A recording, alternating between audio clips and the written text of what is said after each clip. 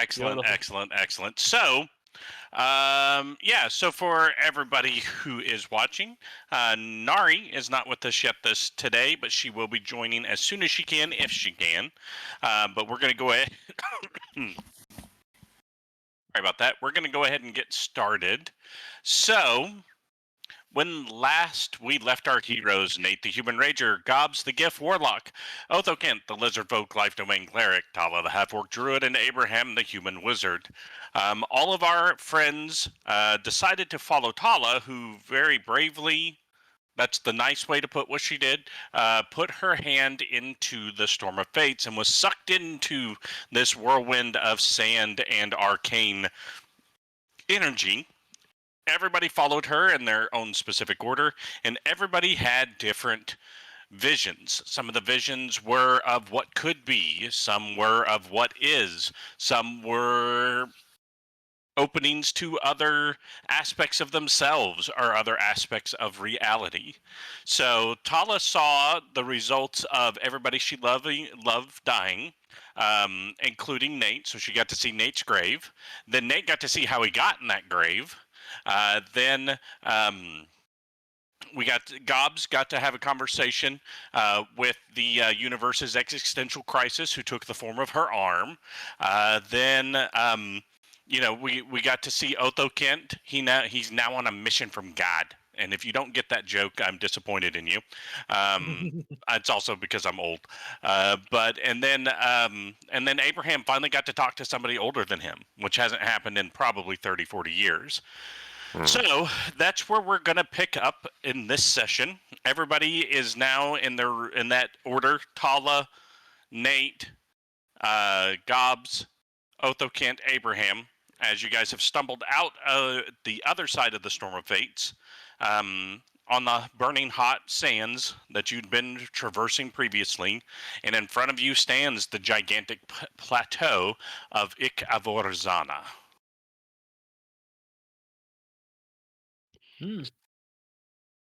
Are we at the bottom of it, or are we like somehow scaled it? No, you're at the base of it. So the base is probably still. It's not like you're right on it. You probably have about a 20-minute walk to get to the base of it, but it is big. It dominates your eyesight. So like it's hard to see the sun because of how monstrous this thing is. And of course, you have the whirling storm behind you. And we're also in varying degrees of trauma right now, I imagine. Mm-hmm. Talah is just holding herself and crying.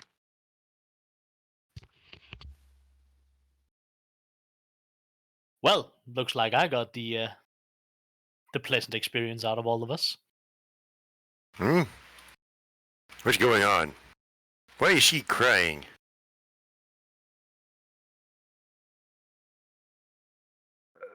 If I were to hazard a guess, I'd believe her visions from the fate storm was rather unpleasant. What is Nate doing, by the way? Nate is lying on the ground, staring up into the air.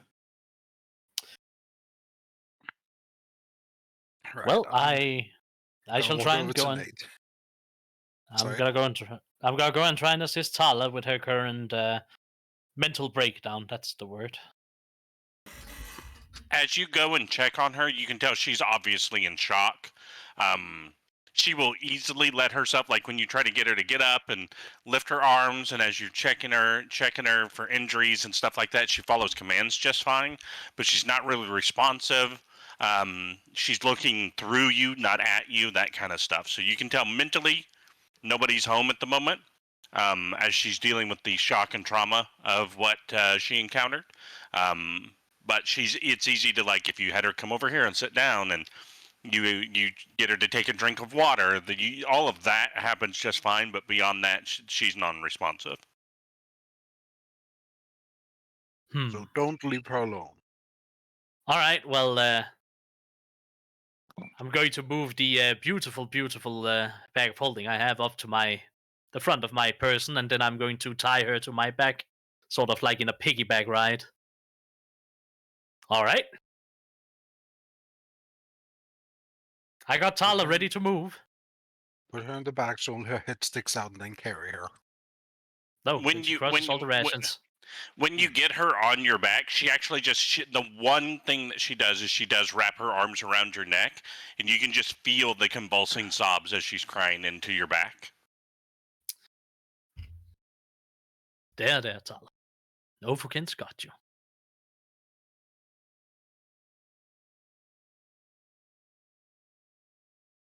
So the face of Gobx is gonna emerge into Nate's vision, like his field of view. Are you okay?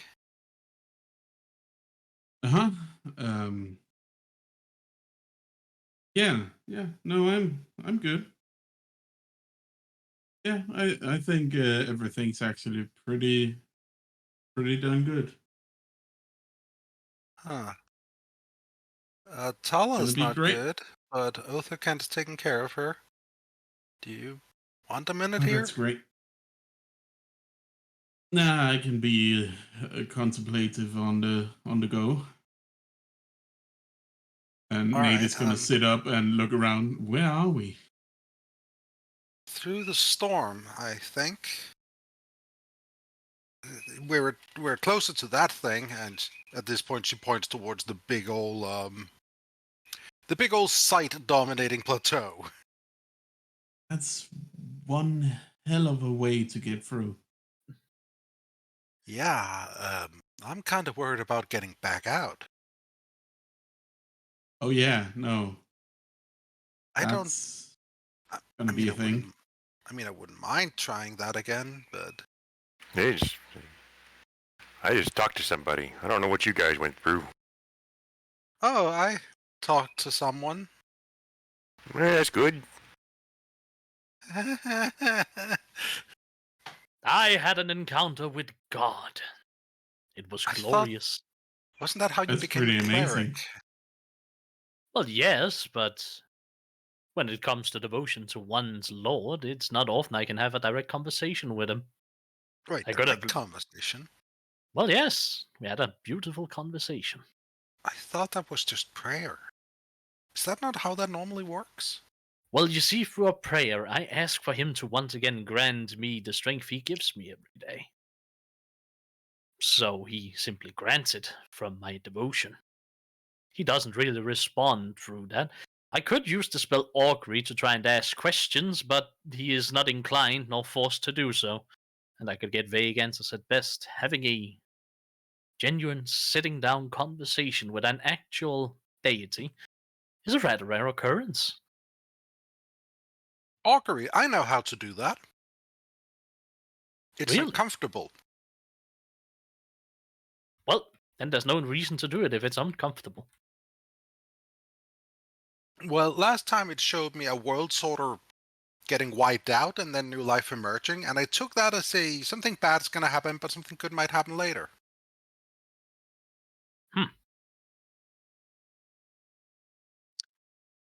That is mighty interesting. But yes, I had a good experience, Nathaniel, and I rather enjoyed it, to be honest. But I can see I'm in the minority in that regard. I don't know what to think about what I experienced. I like to think it was good. It was You know, frightening. What about you, Nate? overall, pretty good. I was home, and I got to kill Heart of Winter. Oh, that. So you know how to kill him now? Well, yes. I somehow had a sword specifically made to do that. I mean, that's good. That means something like that is out there, right? Possibly. We should probably try and find it. Oh, definitely, definitely. If something like that exists and it can keep you safe, then yeah, we need that right away. Yeah. Then Talah doesn't have to worry. Yeah. I don't know what's going on with her. But like I said, Otho's carrying her. I think she had the worst of it.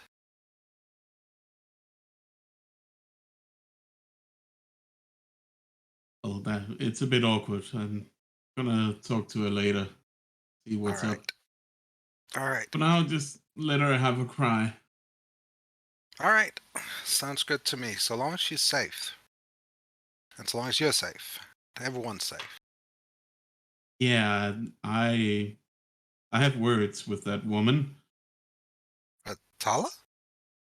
Just jumping straight into a vortex of portals Yeah. after I nearly died. Yeah. But Yeah. it worked. It worked. It did. So, how do you feel about that climb? You're the outdoorsy man. Oh, well, that's exciting. Daunting, but exciting. Okay, presume that some of us have never climbed anything larger than a fence. Well, I haven't climbed a mountain before, but... All right. yeah, I'm can going give you to some send pointers. Roscoe up, the familiar, to investigate and tell me what he sees. Just up in the air in general. Yeah, and then towards the tower. Okay, give me just a moment. That reminds me, what did Roscoe experience? The same thing I experienced. He was with me. Oh. No, that was Spirit Roscoe. Real Roscoe went to, like, Islamic bird heaven. He was having a great time with all of Wait. his virgins. All of his virgins. Wait, so you're saying that Bird Roscoe is Muslim? Of course. Yeah, you didn't notice him. Never mind. We're gonna stop. Stop. We're gonna stop because I'm about to go some places that would get our game Wait, don't. very No. quickly. Yeah.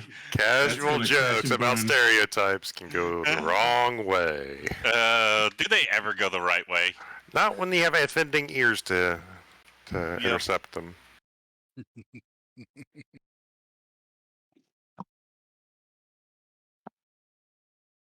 All right, so I guess we'll just Just a get moment. He's Aaron, you need to do he's something. doing the Roscoe bit. He's having to Okay. do something. Okay. Yeah, I need an answer to a question that I don't know. I'm looking it up. Sorry, I just ate, and I'm trying my best not to burp in the microphone. So if I I'd say suddenly that- cut off, it's... No, I'm not just going to go blah in your ears. That'd be gross. Why not? Because Dude. it'd be gross. I just said why not. I But mean, then you we could can just, rate it. I mean, you could just cut it out in the editing. Yeah, but that's more work for me Editing. later. Look, that's a problem for editing Soundscream. Yeah, but he's not very good at what he does as it is. I think he's very Yeah. good at what he does. You know what sounds great? It just sounds like Doc is offering to be your editor. Just take the old writer's advice of write drunk, edit sober. So just wait till you're sober, then edit. Right? That help you? Soundscream? No. He doesn't?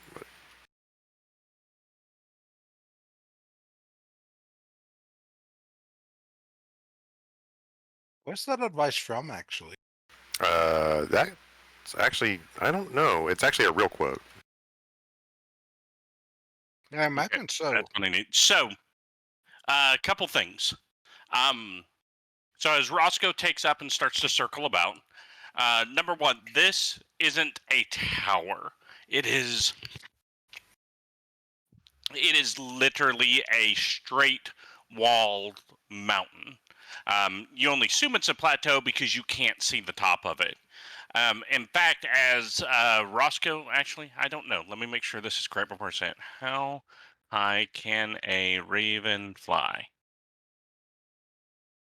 Yeah, Roscoe, as he circles up, he can't even get close to high enough. Like, when he starts getting as high as he can possibly physically fly, which is well beyond the range of you being able to communicate with him, he comes back and tells you, like, yeah, I don't even think I made it halfway up.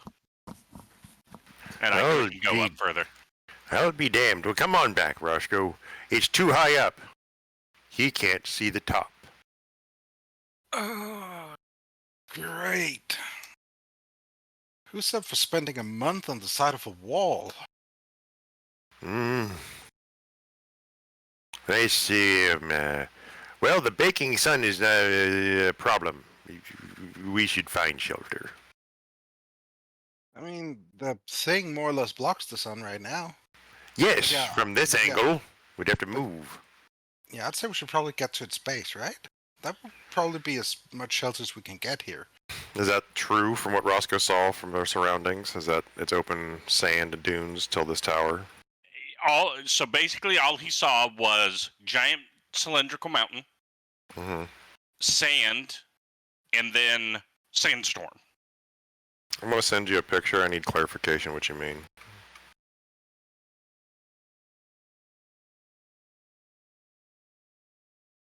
You know what that is, but I'm talking about the base and the shape. Is it a straight column of cylinder straight out of the sand, or is Yes, it based? straight cylinder, straight out of the sand. So okay, completely abnormal, completely unnatural. It's like the big plateaus out in Arizona, Mm-hmm. right, where they're very sheer on the sides. Oh, okay. I was thinking like some, like the Simpsons, carbon rod, like was shoved into the sand type thing. No, it's definitely a ruddy red stone that is Okay. there, but so it's a natural material. So it's the Valley of Pillars. Yes, The I know Valley what you're of talking Death. about. Yes. So here's the thing. I want from smart guy Abraham, survival or The Valley of Monuments. give me a survival, an arcana. What else? What else could be used? History? Medicine. You want all of them, or you want me to pick one to roll? So give me an arcana or survival first. Arcana Guidance. or survival. Or Okay. survival. Yep. Right, I'm picking Arcana, obviously. Okay. You know that ravens can fly about 20,000 feet up. Okay. Okay. Give me a medicine check.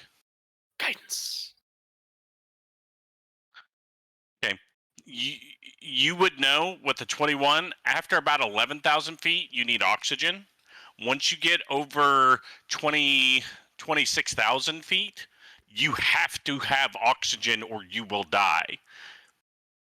If he got to 20,000 feet and said he wasn't even half up, that means you're going to have to, if you guys try to climb this thing, you're going to have to somehow bring your own oxygen with you. Yeah, no, it's and also in your study of things, and like you've read about the mountains of winter. This thing dwarfs what everybody believes to be the tallest mountain that's in the mountains of winter. Mm-hmm. It's just you're thinking, oh, well, the sandstorm is so big, and around this thing, nobody knows this is here. Question. Mm-hmm. Picture I linked you. How close am I to the reality? As far as its size? As far as what I just linked you, look at the top of it. Well, that's not up there. Okay. At the tippy top. But the infinity of it is true. Are we presupposing the infinity? So I will say this: when Roscoe was at his very tippy top, he could see that there was an end to it. Okay, but he couldn't see the top, but he could see that it ended. Yeah, he could see it's like, okay, it doesn't go on for infinity, otherwise it would continue up past that point. I can tell there's a top, just if there's something on top of it, or if it's flat, or what it is. Never got close enough. Gotcha. Yeah, because he can't get that high. Yeah. Word. Thank you for clarifying. So, and also from your perspective, you go, well, wait a minute. I mean, if it did go all the way to space and infinity, regardless of how big the storm is in front of us, we would have seen a little needle of it sticking up on the other side. correct. If it's that big, you would have been able to see it from distance. From anywhere. And also, there's also the structural integrity of that type of stone is too weak to support something that heavy. Yeah. Actually, let's do this. Give me an intelligence check, just a raw intelligence check. That's a pretty good intelligence check. So I'll give you this. You're looking, you're like, okay, with the size of the base of this, with that being what looks to be sandstone, with that big of a base and that height, you're looking at something that's roughly 40, 43, 40-ish thousand feet tall. Yep. Because if it was too much bigger than that, you're right, it would collapse under its own weight. And that's assuming it's sandstone and assuming it's solid and assuming nothing else has been done to it. Assuming it's solid with no cavities to weaken it. It has to be like almost like a cement pour of sandstone in order to be that strong to support that kind of weight. Doesn't sandstone fall apart when you pour water on it? No. No. You're thinking of limestone. Oh, my bad. And that's the really porous limestone. Yeah, even then, it's not like not like sugar where you pour water on it and it's gone. Right. A lot of the gravel we use around here has a lot of aggregate limestone in it, so it doesn't melt in the rain. So, anyways, that answers my question about the tower and the structure itself. The surroundings. Is there any shrubberies? Is there any oasi? Not that you can, not that Dunes? you or Roscoe have Rocks. seen. It's not even rocks. It's pillar, Pillar, dune, dune, sand, and sandstorm. sandstorm. Okay, Yep, this is and what I thought. Layers. So storm on the outside layer, sand dunes for about maybe a quarter of a mile, and then pillar of stone. So then the supposition that was made that the pillar is the best place of shelter is true, and we will go to the shelters. Also, what we should investigate anyways. Yeah. But we're in the baking sun. Going through the storm is not an option again, and we need shelter. You don't know. You haven't tried to go back out through the storm. If you want to try that, you can. Hey, Nintendo, bye. Gotta go. Oh, the Just passing through your living room. I was looking for the bathroom. That was the broom closet. I'm going this way. My bad. I'll tip the hat and walk through. Where did he even get the hat? He doesn't wear a hat. He just has one. All right, so you guys are going to march to the pillar itself? Yeah. Si, senorita. All right, so fairly simple. I'm not going to require a survival check to find your way to the gigantic pillar that's dominating the horizon. So it doesn't take you. You've somehow walked around it. You fell back into the portals. Your character's now dead.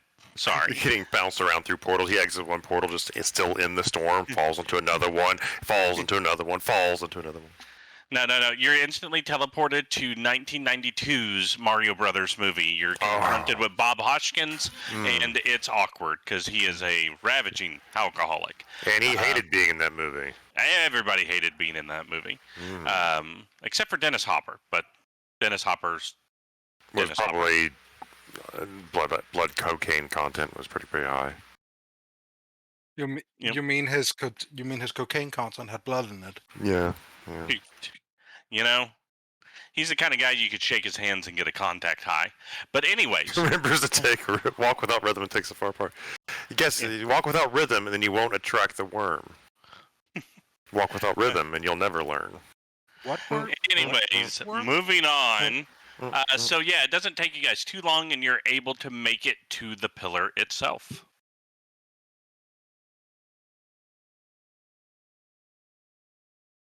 So,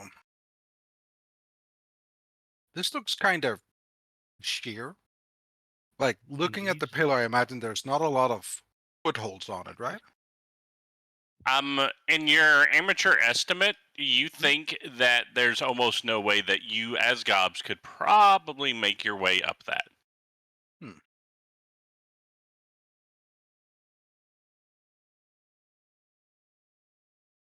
I am not much of a climber personally. Hang on a second.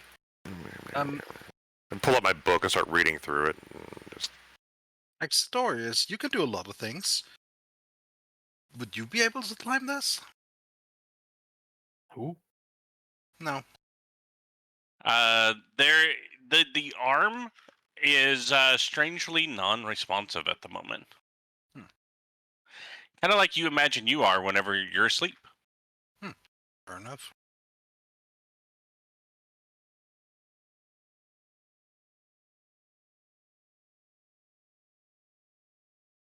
Levitate has no upcast, more people? What? That seems like a misstep on his right at cast at higher levels. I see Nate is doing a thing.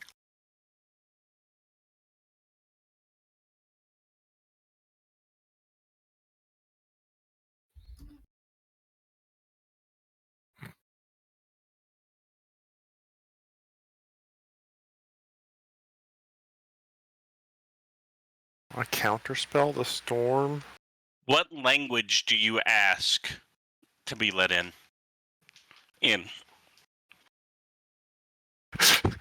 Yes, it's just like that, Doc. Honestly, just common. Nothing happened. Sure. Nate, give me a check as if you were casting a spell.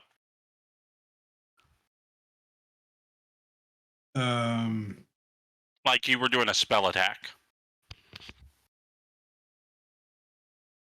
I have one of those. I do not. Roll a d20, add your spell casting modifier and your proficiency bonus to it. Yeah. Typing it out.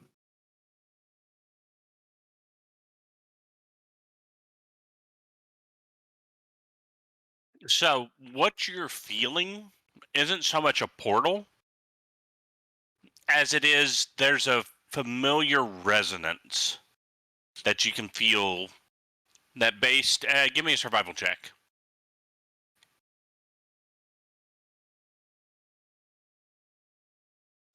Enough. No, it's plenty. So your guys are standing kind of almost at the due west side. You get the feeling that there's something that's tickling your planeswalker senses on the north side. Like it's about a mile around the base that you're standing at, and it would be on the north side of the tower. Planeswalker senses. So Planeswalker senses are tingling. So are we all Nate just is, creatures in Nate's deck? I'll stop. Mm-hmm. Nate is gonna be surprised for a sec over, like, he did a joke and then actually he felt something and like, oh, wait. Yeah, it was when you physically made contact with the wall. Yeah. It's like when you knocked, that's when you it's like ping, ping, wait, and then you put your hand to it for a second and then you can feel it. Yeah, there's actually something over there in that direction. All right. Let's go see what it is. Best case scenario, it's a door. Worst case scenario, it's a monster. Othokent, you can tell that Talah has stopped crying, and she's breathing very rhythmically. She literally cried herself to sleep on your back. She passed out from just crying. All right. Nah, that's fair enough. Emotions are exhausting. Ugh, tell me about it. I'm tired all the time. I just want to sunbathe. Like ever since I got these emotions, man, I just been so droopy. Why you motherfuckers sad all the time?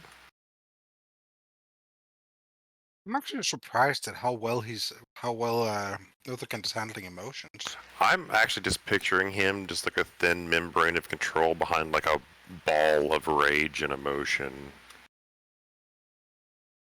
So much libido. See so much libido. At some point, you're just gonna find him like every couch cushion's gonna be gooey. It's gonna be awful. Don't lizards have like a cycle, like it's not seasoned for him yet, or something? Right. You got about that. What do you think I keep track of the days? Wait, is that what that counter means? Yeah. It's 112 days until. You just got to be ready, all right? Because he's going to have some needs that need to be satisfied. We are changing the mating cycle to that of the Vulcans, to where we have sex once every 7 years. For some of us, that will mean a lot less sex, but for some of us, it'll mean oh so much more. Is that actually true? That's from Simpsons. That's a Simpsons gag. Okay. It's one of the nerdy scientists who's up there proposing some sort of fix for something, and he's like, "We should change the mating cycles to that of the Vulcans." Because I wouldn't put it past the Vulcans to be. No, that the way. Vulcans. No, like as far as the 7 years. No, that's true. That actually is Star Trek lore. Yeah. They have a 7-year heat cycle. It was actually an episode in Voyager. 7-year itch, way too literally. Literally, and, like it was an episode in Voyager because Tuvok was by himself in the Delta Quadrant, and he was not near his wife. And 7 years come around, and he got very agitated. It's so hard to put on pants when it won't go down. Anyways, Oh yes, it is hard, all right. all right. So you get the sense that there's something on the north face of the tower. It's a horny Vulcan. Mm-hmm. The whole tower is. Oh God. It's not a tower. It's not a tower. No, those aren't grooves in the stones. Those are are- grooves. Let's keep going. Well, yes, please. Not in That's that what makes direction. Oh. Okay. Nate, please save us. Or make it worse, either or. So, following the throbbing wall,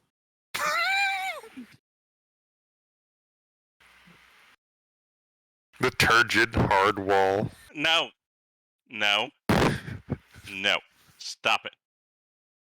Rigid. Yeah, I know, Raphael. I would leave too if I could. There you go, buddy. You're welcome. what do we find?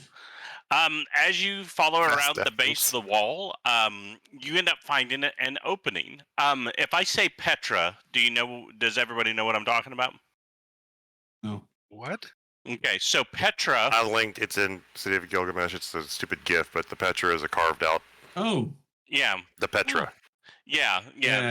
The lost city of Petra.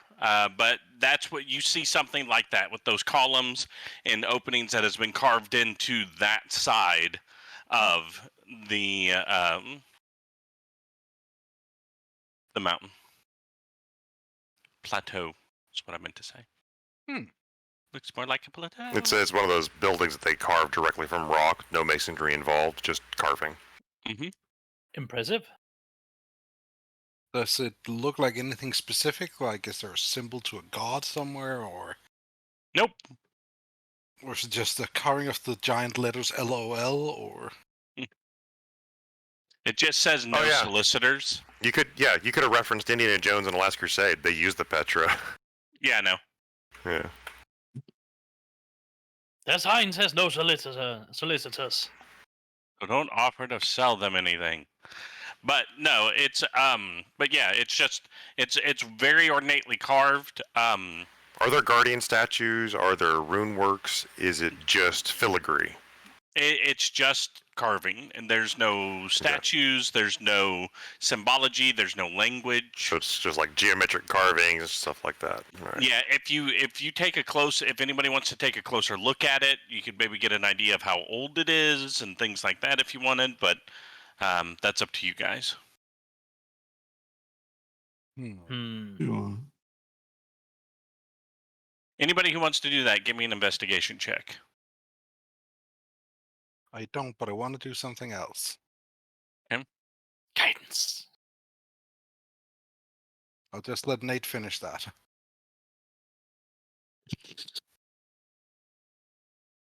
Nate, as you look at it, there's a couple things that you notice. Number one, you can definitely see specifically like from right to left, it is worn. As you know, obviously the wind blows from east to west here. So you can see where sand has been impacting it. So it's some of the pillars, it's hard to tell. Like some of the pillars are starting to crack and break down and stuff like that. The other thing with that high of an investigation check that you're going to notice is that you don't, because obviously with your parents being wood makers, you've been seeing carving, you know what tool marks look like, right? There are 0 tool marks on this whatsoever. Huh.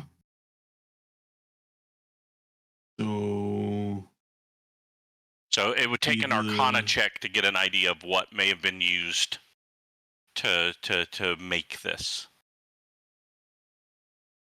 Yeah. They're not made by tools. Maybe magic.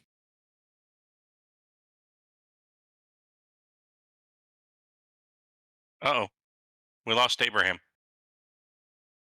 Oh no, he had an aneurysm. Oh, he came back. Ah, thank God. Oh, he may be having microphone issues. What's what?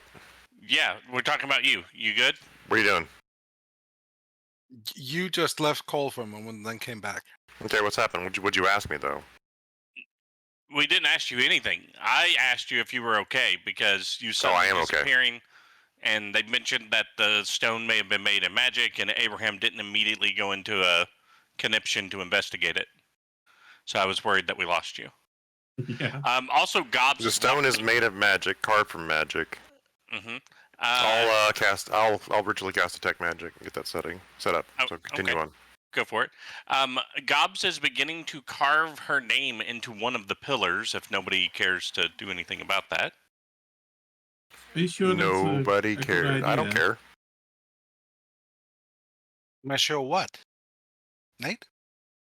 What if whoever lives here takes offense? I mean, they're clearly not repairing the other side. I don't know. All right, Gobs, give me a calligraphy check. What stat does that fall under? Because I'm not proficient. Dexterity. You're gonna get a dexterity check. Mm-hmm. Give me a moment. I really hope this is slow because it's just gonna be like dumb graffiti and nothing It else. better be awful. Yes. You get the G-O, and then when you go to put the B in, the whole chunk you've been carving into just falls out of the pillar. Well, we're gonna try and start over here. About that time, let's see, Abraham, you will have finished casting detect magic. Sure. What's up? Yes, sir. Let me look up something. Standing at attention, sir. Just like this pillar. Standing at attention. God damn it. You detect transmutation. Residual transmutation on this wall. Yeah. And you also sense that same feeling you get from the tuning rods, the planar tuning rods that you get from the rods that Nate carries. Mm-hmm. You feel it's not very strong from this whatsoever, as if maybe at some point it was attuned as a portal, but now that attunement has fallen. But this also used to be an attunement to a portal, but it's super, super faint. Hey, long time ago there was a portal here. What's up? So you, in your wisdom, would probably understand that's what Nate was sensing. If it was used as an anchor point for portal magic, but has long since been unused. And to be clear, there is a set of doors here that are closed. The very center, there are doors that are closed. 2 large, heavy stone doors.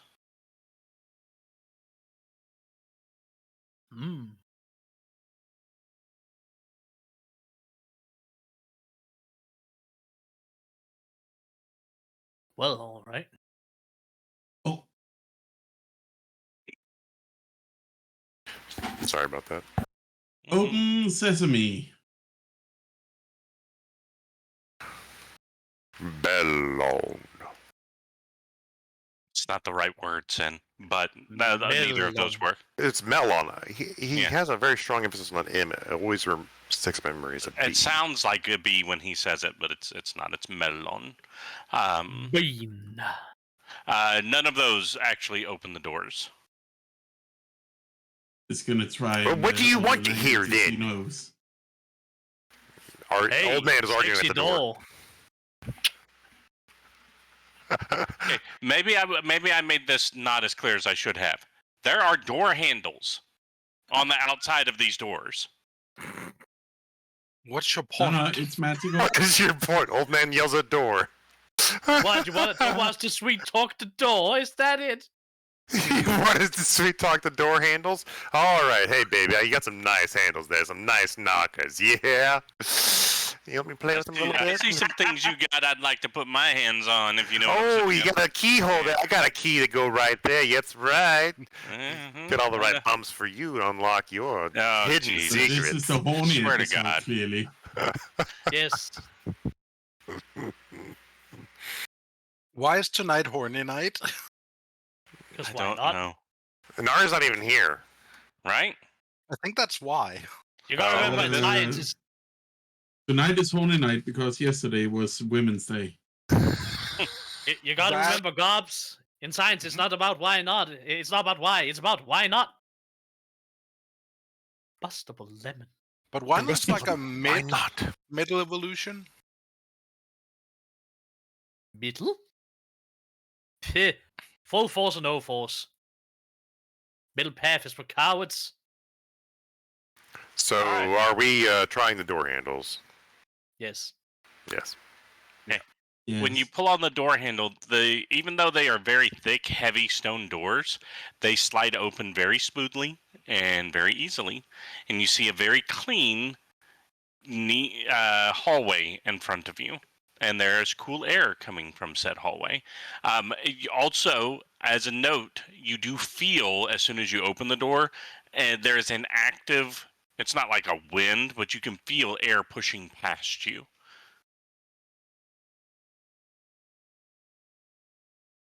Huh. There's a Pull pressure doors. inside.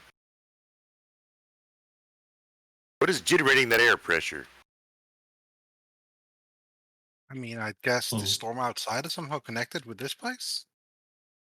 So it's pushing air out into the. There's not enough. No, gosh. We can go in and check. I wonder if there's another portal somewhere deeper in another chamber. Let's go.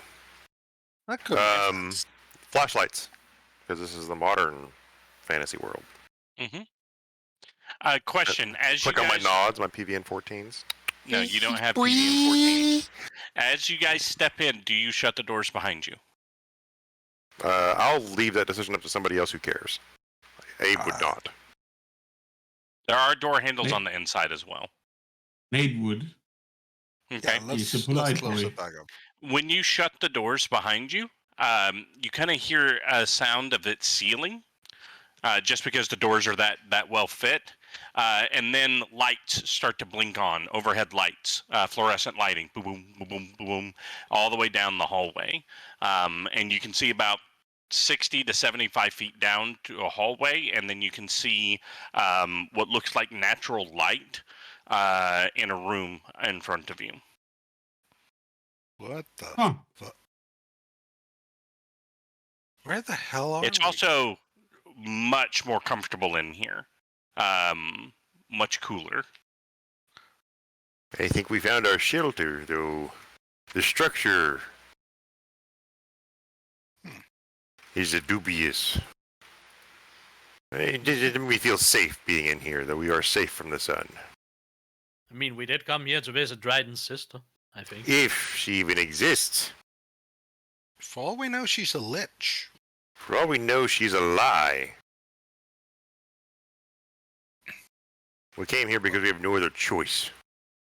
Well, let's try and walk in, and I hope they don't get mad that I took a chunk of their pillow with me. It's mine now. We've been going for a while. Do you want to take a short rest? Do we need to take a short rest? Thematically, you want to take a short rest?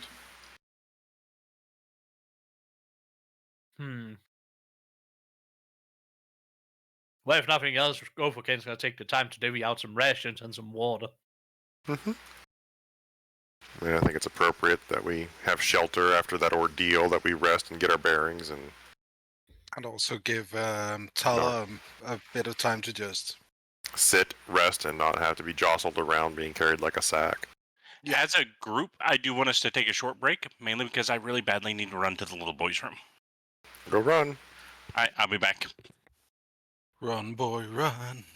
This world It fits is made for grammatically. you. It does. It fits grammatically, too. Gilgamesh kind of fitting. Well, I don't know.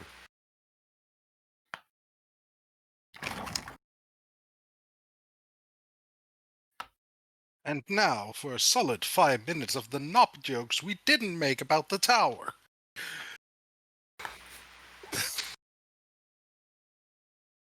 All right. No. And I'm waiting, Nari is on Come the way. He estimates about 15 minutes. 15 minutes? I do look forward to her reaction to the VOD. I was just the start that she missed. It's just a couple of guys being horny. Yeah. I think she would be used to that. She'd find it funny. Yep. So for now, Nate is just gonna check up on Talah. Makes sense.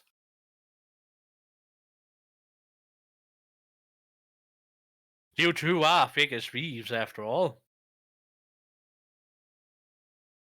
And that's I know thick I'm with fat, 2 but C's. Talah's not. You're not fat. You ever buy something and then like find something like the next day it's like, fuck.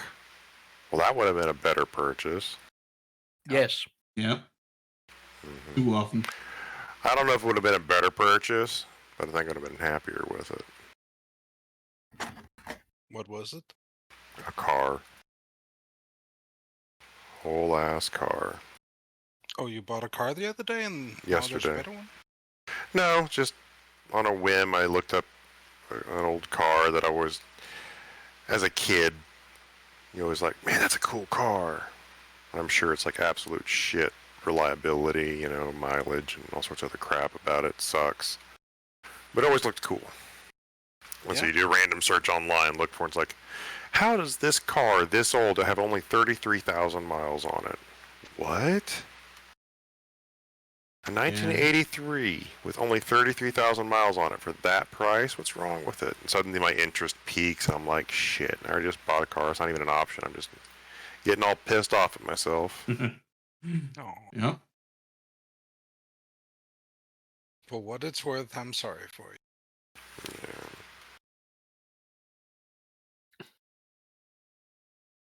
I bought a car a couple of weeks ago. Cost me $3,000 Danish. That was a deal. It is. It was a dude from my father's company who just bought a new car. Yeah, getting one of those kind of like in deals like that, family or friend, is always good.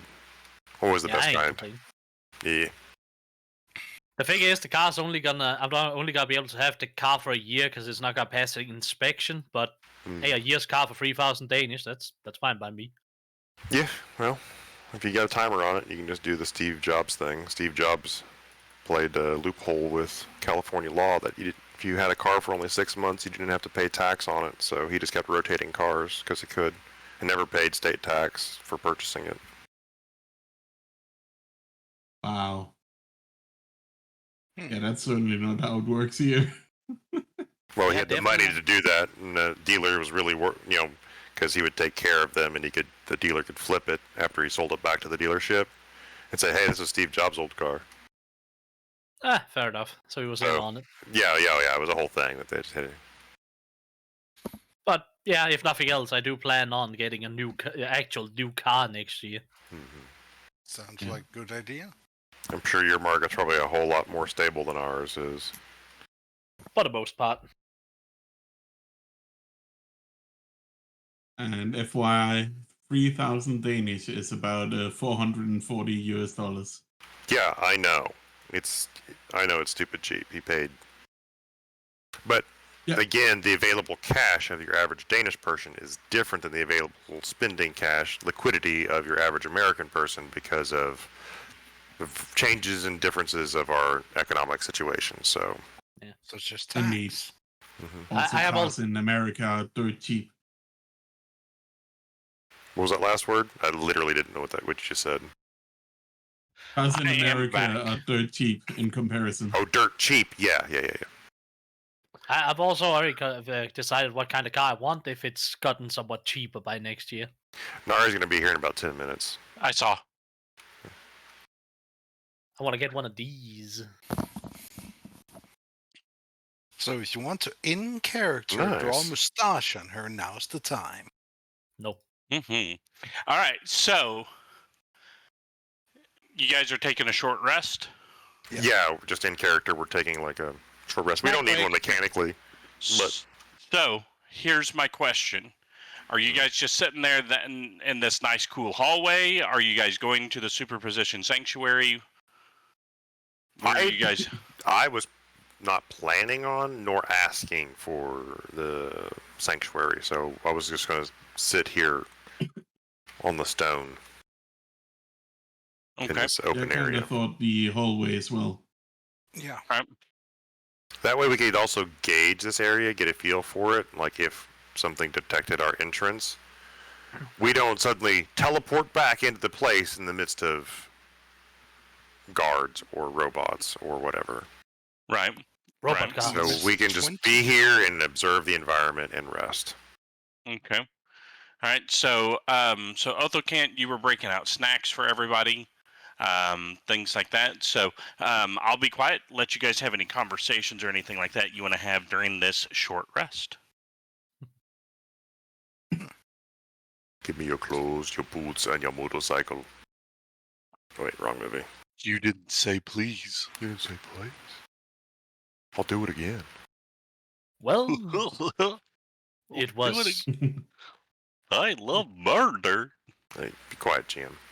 Sorry. Well, it was surprisingly easy to get in here, I suppose. Well, you're supposing the storm and everything, but what about the rumor that nobody ever comes back? Maybe this is one of those places that are easy to get into, but very hard to get out of. Then Let me where is check. everybody? Let me check. Gobs is gonna try and open the door from the inside. Opens without an issue. The lights turn off. Dang it! They do. They do indeed turn off. Closing it back up. No, it's not one of those places. Wait, this is a refrigerator. It's a reverse refrigerator. Yeah, it's Othokent's energy level just dropping like crazy. It's like Superman as soon as he's out of the sun. So the sun, he's in the cold. Yep. He's in the My shade. powers. Oh, the kid sitting there. I'm not doing so. Him and Talah are just leaned up against the wall, both asleep at this point. I'm not doing so hot, literally.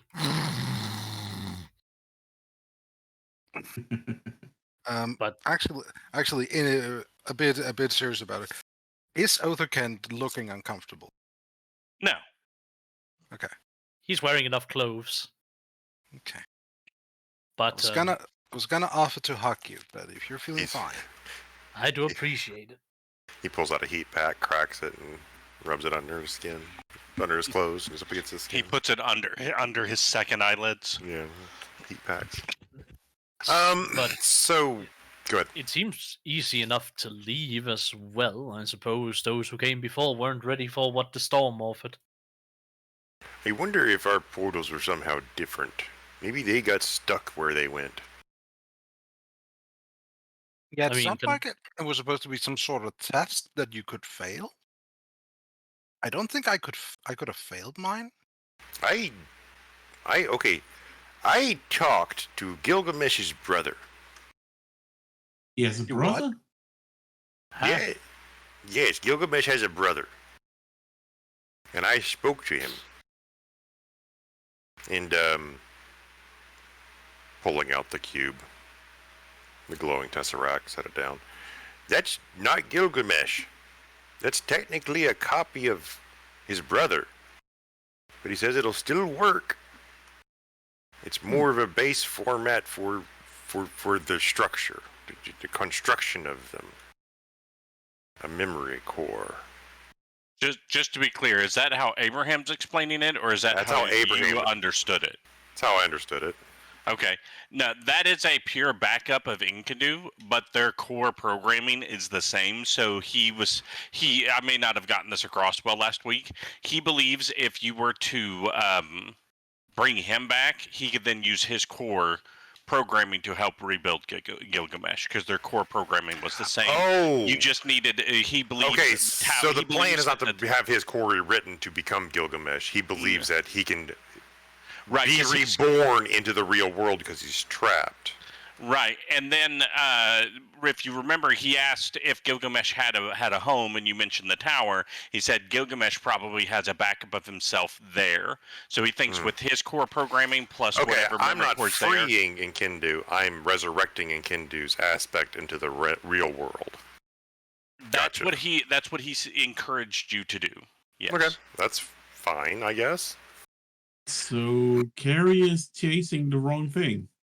Well, if Carrie believes he can manipulate this in order to become corrupted for his own ends, I'm not sure if it matters if it's Gilgamesh or not. I think Carrie probably only matters. He's only concerned about control and power. True. If he finds that this is not exactly Gilgamesh, but it'll get what he wants, I'm not sure he'll stop. True. All it really is just a footnote is that this ain't Gilgamesh. He may exist somewhere in his tower. It's some cube form like this. But what we have now is his brother. A being we have no reference to. Looks very similar to the images I've seen of Gilgamesh. Did he seem nice? Yes.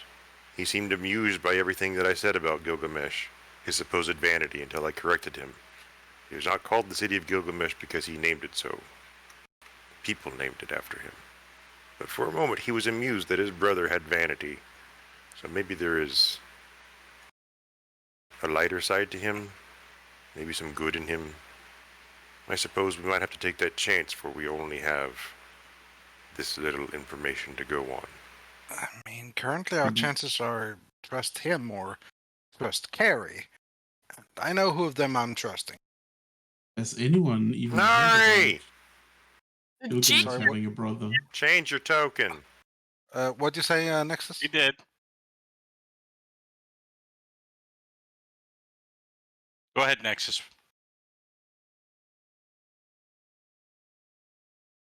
Has anyone even heard about Gilgamesh having a brother? What has actually ever been in lore? History checks. I get guidance on myself. Ooh. With a -1, he rolls a crit and gets a 19. I got an 8 and I get a 12. Stop taking my rolls away from me, Nate. I don't know what's happening. You're stealing my rolls. So, That checks out with everything. Well, you're asleep, according to the role playing we're doing. so this is what I'm going to give you, Nate, because it's a nat 20 is the only reason you're going to get anything.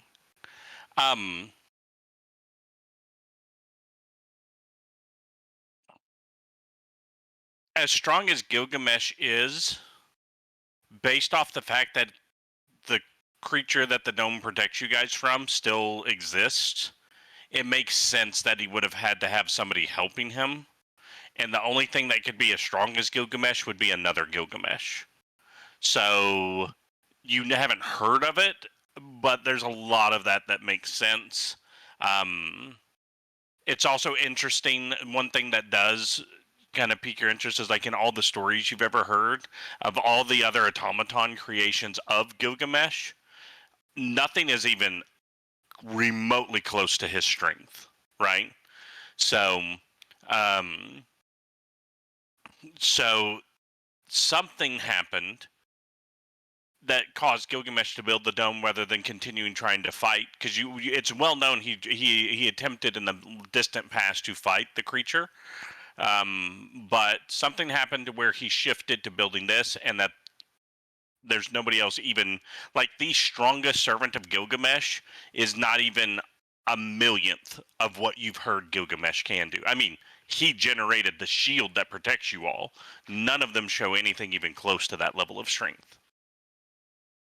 So it's interesting. There's some things in there. There's pieces of the puzzle there that you're able to suss out, and you think there's more to that history, but you don't know it. Nobody knows it. But it's also interesting. Another aspect of that is, why doesn't anybody know it? Why wouldn't Gilgamesh tell anybody about a brother? So at this point, Talah begins to stir out of her sleep.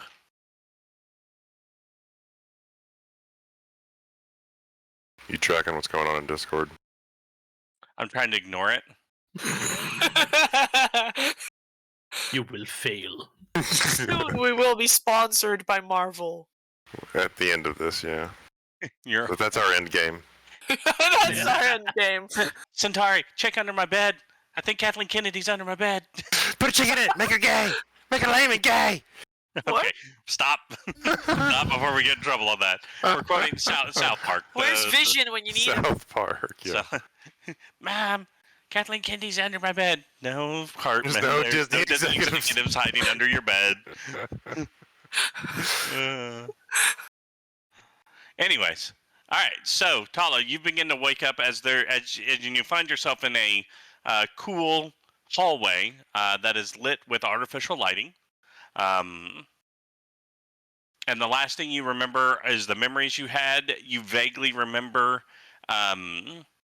Othokent checking on you, and then when you were mostly non-responsive, carrying you, and you remember burying your face into his shoulders and crying until you fell asleep as you were piggybacked to this location.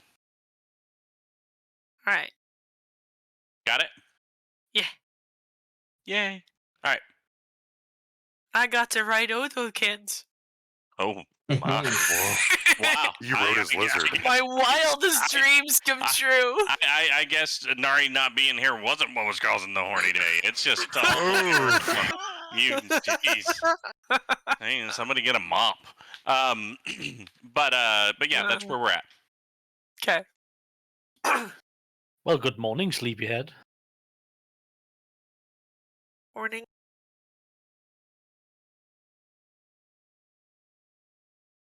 Hope you don't mind, but I carried you onwards. I think that's fine. Because you are not me, sleeping in the sun for you is rather detrimental to your ongoing health. Where are we? Inside Igabor Sana. I think the mountain's called. Right. We're in a big rock. That is also a correct statement. It seems to have lighting. Advanced lighting for a rock stuck in a storm. A place prepared. Is there, wiring visible with conduiting to trace? Nope. And it's recessed LED lighting in the ceiling. I said Can fluorescent. lighting? Yeah, it's recessed LED lighting. Pretentious can lighting. Recessed bullshit. Can't hardly change those lights. Do you think this is where Zanea lives? Zanai? Zanai. Yeah. If she does, she would be up because she's not here at the base. And the problem is this tower, as far as Roscoe is able to determine, is 40,000 feet tall. Okay. And Thanks, the, Peter, but I've got my own. the alternative to Okay. this being that tower would be this is someone's mage tower or some governmental black site we were never supposed to know about. Though we have only just went in through the entrance and set up a little bit of a reprieve. Given the fact that we've Maybe not been no blown one apart comes by men. back because it's paradise. You know what? That's actually a very real possibility. We could all be dead. Maybe they don't come back because they're being experimented upon by this crazy dwarf sister who's trapped inside of a psychotic storm of portals. Or I this tried to governmental be backside just optimistic. make people disappear. I was about to Why say are you all also grew, grim? you all grew so pessimistic over the grim. span of a couple of. Yes, you are. Maybe we're all dead. Silliness. I'd know if I was dead. What's grim about a governmental backside? What's a government? The Something that claims to help us but fails in mostly every regard. Something you would fight against. Thanks for that depressive note, John. Jeez. It's got real for a moment. Holy libertarians, Batman. Apologies, Twitch and YouTube, for this. If there's any depressing, liberals in chat, session. you might want to close your ears. All right, It's about to get very if John's conservative. character starts ranting about Ruby Ridge, I'm gonna end the stream. I just want to let you know that. Oh, we already been flagged. You said the word. You said the 2 words. Oh, you're not supposed to say those words? No, you're not. Oh, Emerald End. yeah. Okay, Well, the time to make ATF this is awful. stream There. great again. There we go. Fuck the ATF. Why would I want to talk about Ruby Rose? I don't Yeah, know. Ruby Rose. No, she's a fantastic wrestler. She is. It The would Ruby of be the Sea. no. That's something completely. She wrestles in a completely different manner. It would be. It would be mid. It would be mid. I'd say August probably. Okay. August. It's August. Mid-August, so around the 16th, 17th of August. Don't hold me to that. It's I'm not. gonna down. hold you to it.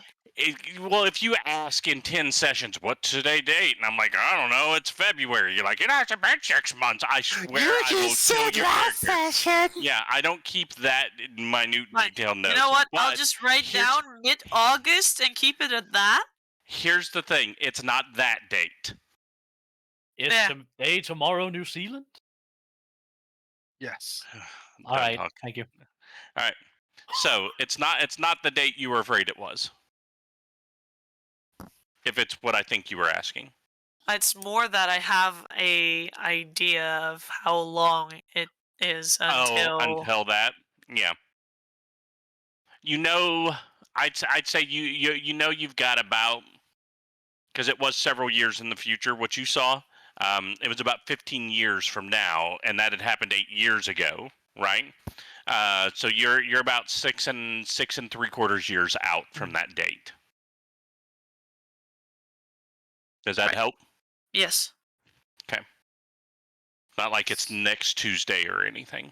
No, okay. It's literally this It's- Tuesday. It's, you know. It's actually going to be next Wednesday, and do you have enough supplies for that time of the month? I mean, No, stop, behave. mm. We talked about enough Ruby stuff today. So can I talk about Shark Week then? Yeah, I thought that's what I was referring to. I know I know. I got it. I didn't want it, but here it is. Here it is. Can I return it for a refund, please? Cash Oh, only. Doc, you don't know what Shark Week is? Oh, you no, no. innocent soul. No, I was gonna say you got Shark Week. Okay. Anyways, let's. You'll never find out. Anyway. Anyways, Anyway, it's morning. Anyway, we So, wake up chained to a wall. oh jeez, I wish. Those were the easy days. All right, so we have this short rest. We're talking about stuff, and we're revealing more about what we saw. In so much that I revealed, I feel the entire contents of my visit with, and I do share the name in Kindu. Hmm? And I don't know if anybody else wants to add their part of the story. I know Talah had a lot of hers inferred. Yeah, Talah hasn't spoken about it. I hope. No, No. Okay. No, like I said, it's all been inferred. Beautiful. You went In into Kindu. Oh, shock. in Kindu. Yes. I put an extra You in think there. I was in shock after the arm attacked me? Yo, boy. Enkidu. So just to give you context for what Talah's been doing, Talah went into shock, then had a cry while being carried by Othokent, then cried herself to sleep while carried by Othokent, and then she woke up here. Yeah, isn't it great? She's dehydrated, is what I'm hearing. Yes. That's Hence why why Nate gave you Nate- order. That's which why he Nate. promptly denied. I did, and then I grabbed my own.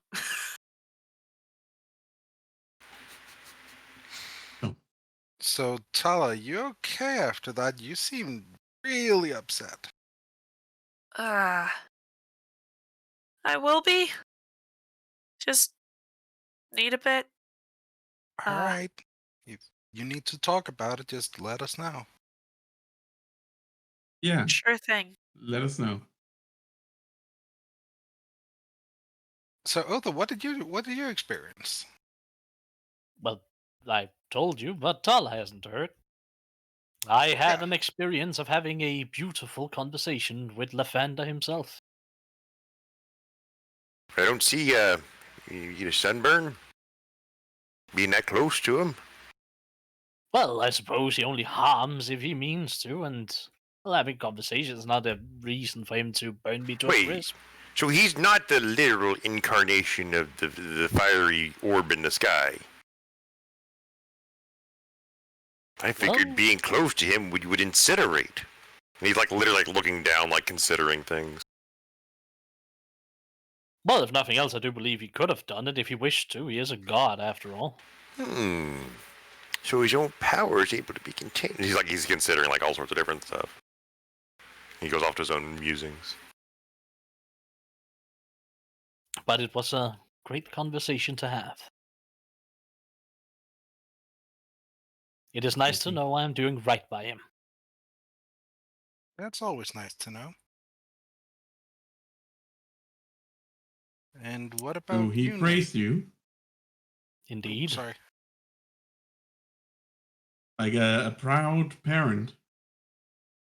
That is exactly the way he praised me. That's correct, Knight. I mean, it Well, stands to that's- reason. That's cool. He From seems what he- like the type of god that would love you, right?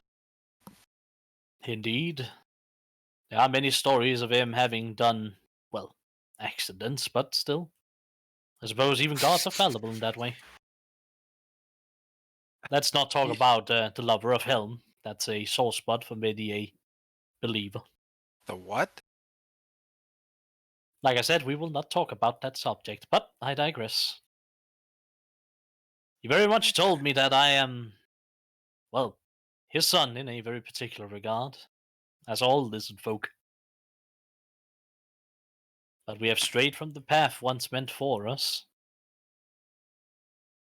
So we must get back on that path. I actually do have a question for you in that regard. It's just, it's something that's been rumbling around my head. It's probably not important. Well, feel free to You're- ask. You're basically a priest for him, right? Or cleric Yes. at least. Do you need to be ordained? Well, what like- do you mean?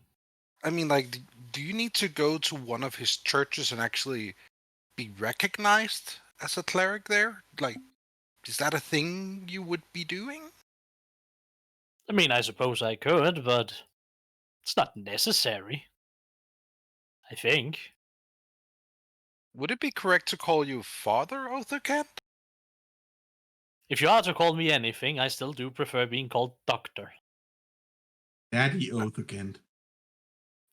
Nathaniel, I will slap you. Then you will have a reason to call me Daddy.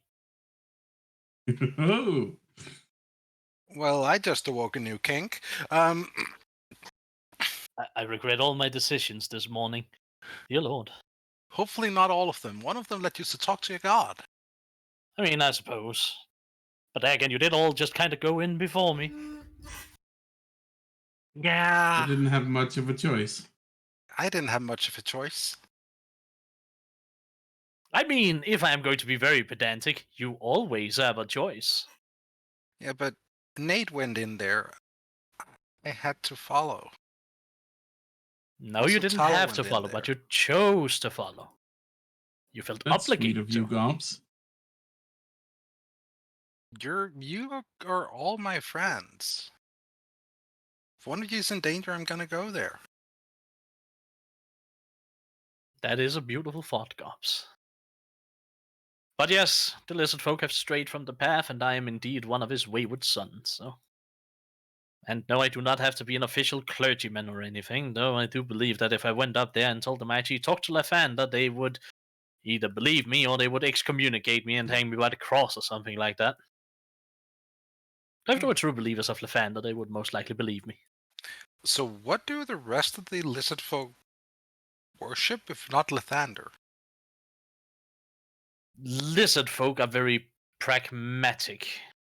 They are not driven by any kind of emotional need or any feeling, any need to understand them. They are driven by pure cold-blooded logic.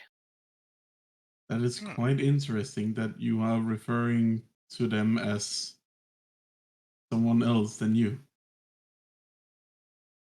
Well, ever since the event at the bottom of the ocean, I've saying evolved is wrong. I've returned to what was originally intended. Is to have these emotions and care for others and everything like that. You think you'd be able to bring that back to the rest of the lizard folk? Of course.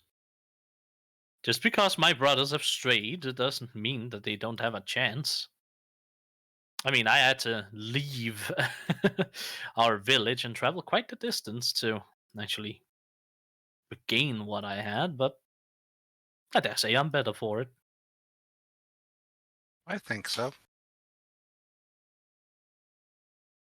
Besides, many a lizard folk are very hostile and antisocial to extents you would find distasteful. I'm going to start casting Detect Magic ritually again, because I'm sure the time is up. Okay.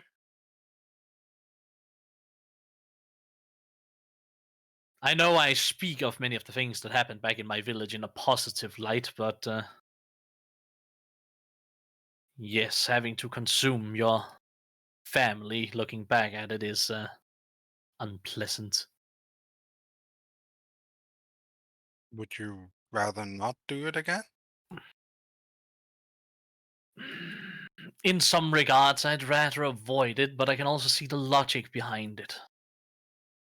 When you are in a situation where you hunt for your food every day and your village could be toppled by a drought or a small flood or raiding party at any point, using whatever, and I mean whatever resources you have available, I understand it. And as much as a liver can potentially be delicious, it can also be used to save someone else instead. Blood can be transfused, and a brain can be studied to look for potential diseases and how to treat them. But if you're out in the middle of nowhere and your corpse is going to just be buried and be disintegrated into nothing, then, well, granted, you will fertilize the ground, but if your friends around you are dying, then it's a horrible decision to make, but it's a decision that'll let you live. I really don't like that I can see the logic in that.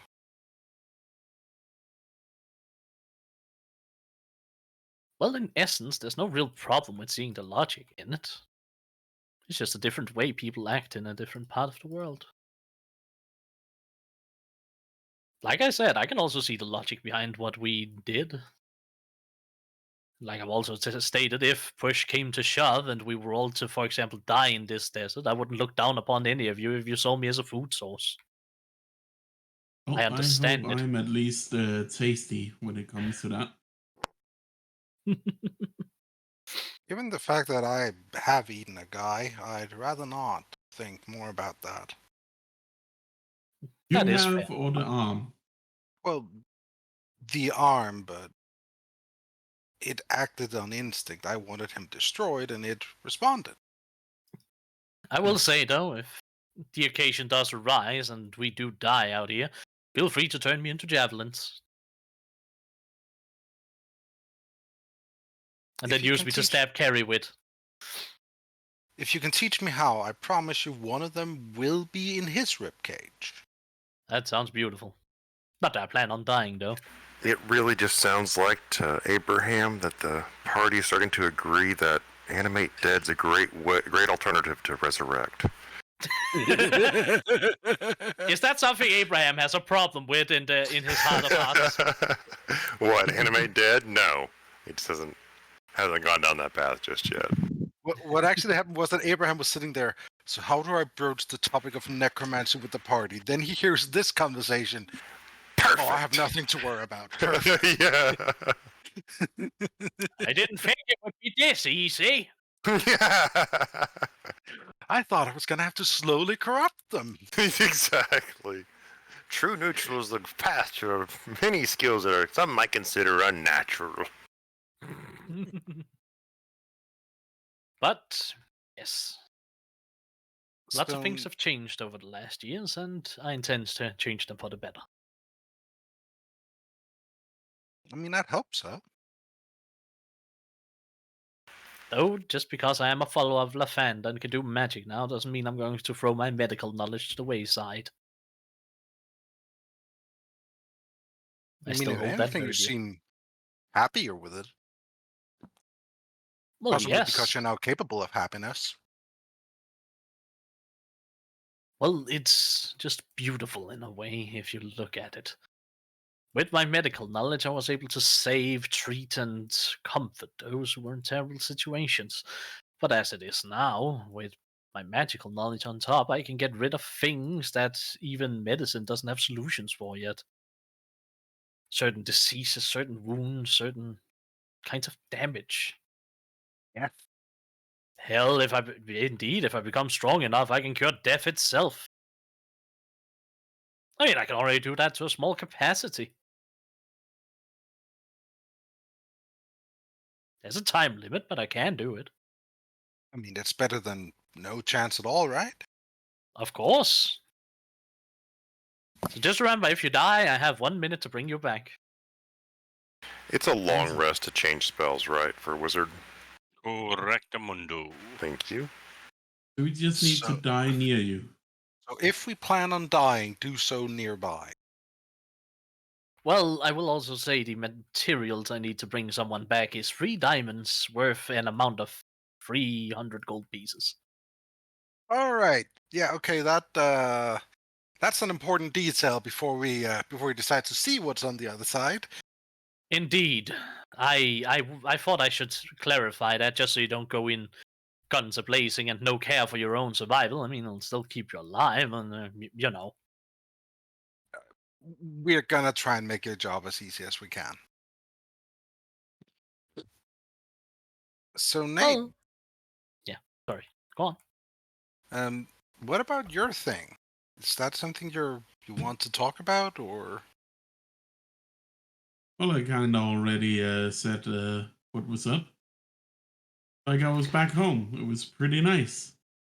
Yeah. Enjoyed breakfast that my mother made, and I ended up killing the Heart of Winter with a specially made sword. Perfect. Yeah, that sounds kind of like a happy dream. Or vision. Or I whatever it was. Part of me hopes it's a vision of the future, like that, because everyone was happy or alive and well, and we ended up killing the Nate? Heart of Winter. Do me a favor. When you say that, give me a perception check.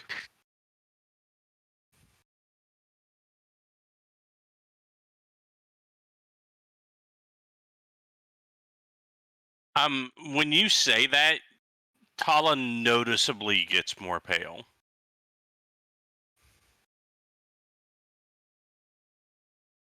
Noted.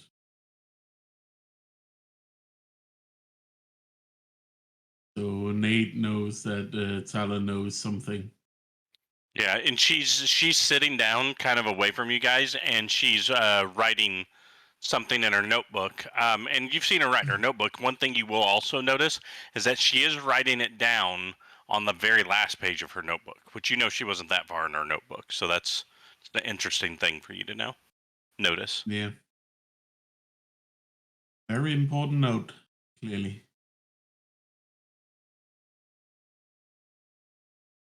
So yeah, so if we can find that sword or get it made or something, then we don't have to worry about Heart of Winter anymore. And Talah doesn't have to worry about being chased down by it. That's really good. It was Once we're kind of odd though, because in the dream, Talah's brother was there, but as far as we know, he's dead. yeah. I mean, it could just be a dream, I guess, but it seems more important. Yeah,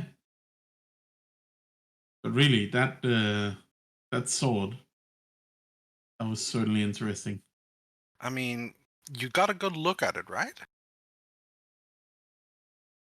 Yeah, it was really quite ornate and pretty and curved.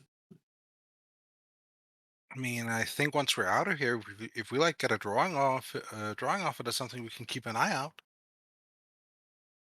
Oh, sure. Might as well.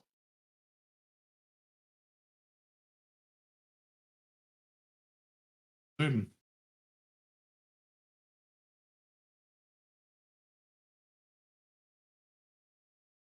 And Talah's probably not ready to talk about hers.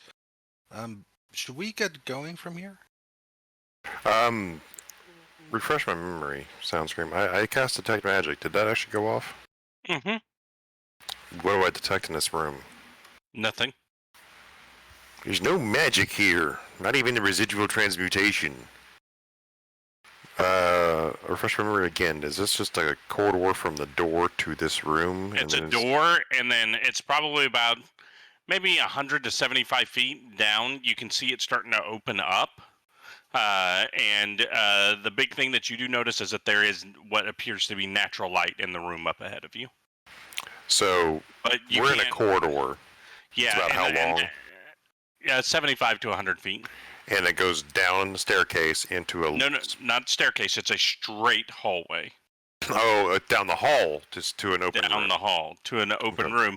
And because there's natural light filling that room, it's hard for you to see what's in it because of the difference in light. So, our eyes are getting blinded because our eyes are adjusted to the dark light of the hallway and we can't see. Mm-hmm. Okay. The gist of it, though, is it sand or is it more interior spaces with natural light? I mean, it is far enough away and bright enough in there, you can't really see anything that's in there until you get closer. It's just a glare. Gotcha. Yeah, it's just a glare of brightness down there. Well, we can go and check out where that light's coming from. That's all we have. Yeah, let's do that.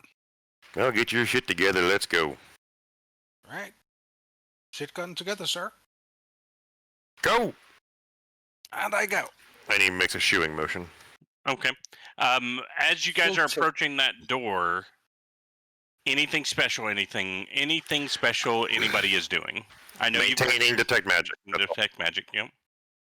And obviously being very perceptive of the door frames, walls, portal areas. Oh, we're walking out into an open area. This portal we're walking through to get into this open area. Does it have any tripwires? Does it have any runes written on the walls? Sure. I'm paranoid at this point because all of his paranoia is coming in. Yeah. So perception checks from you. Okay.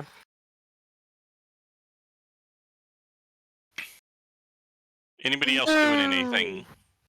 I think Gobx will be taking point at just, being in front. She's going to be carrying the shield on her arm, on her left arm. But she's not, actively holding it up or anything, just carrying it in case stuff happens. Sure. Okay. So as you guys... I'm sorry, go ahead, Nate. I've tried talking several times now. Oh, we're sorry. We do apologize. So Nate wanted to talk to Talah. Okay, so before you guys have headed down the hallway, we'll pick up there then. Gonna ask Talah, hey, about the sword I saw in my dream vision thing. Do you think you could draw it? You're really good at drawing. Maybe. I mean, I don't really draw weapons. Oh, I know. It's real pretty. I can try and describe it best as I can.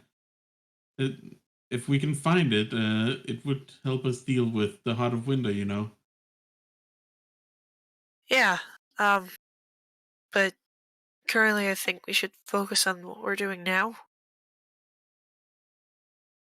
And then get back to that later. Sure, it's just that it's still in vivid memory right now. I mean, you can sure, write down the I'll description. I'll write down the description. Sure thing.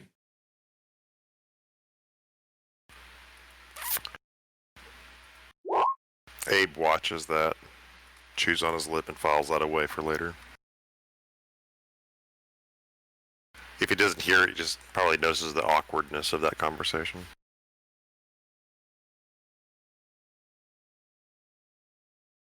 The conversation was awkward. Nate was involved. Well, Come on, man. Every conversation, isn't it? Yeah. No, it's all good.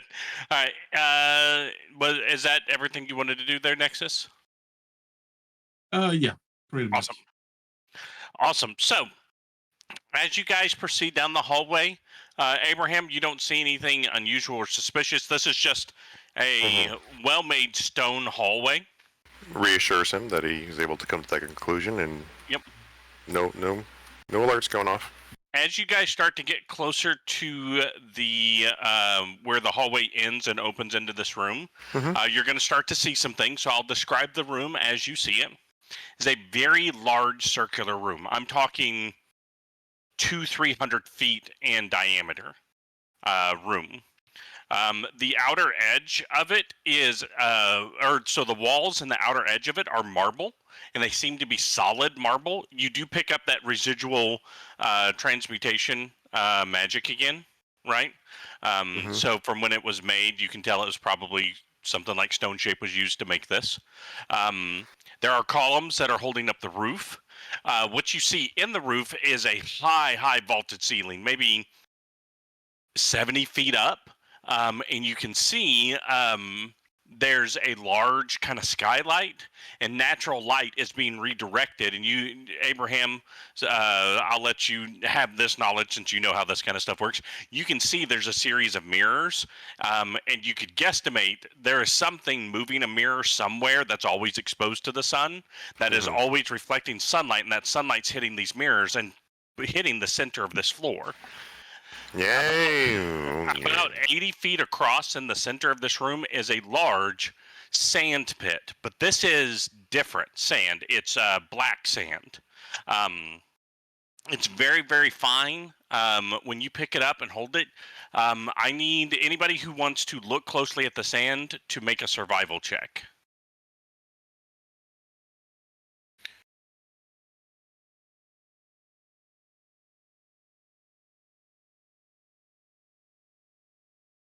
That tracks. Okay. So, Gobs, with you having been, growing up on the ocean, you've seen sand, right? This isn't natural sand. That's not what you're used to seeing. Nate, you also realize it's not natural sand.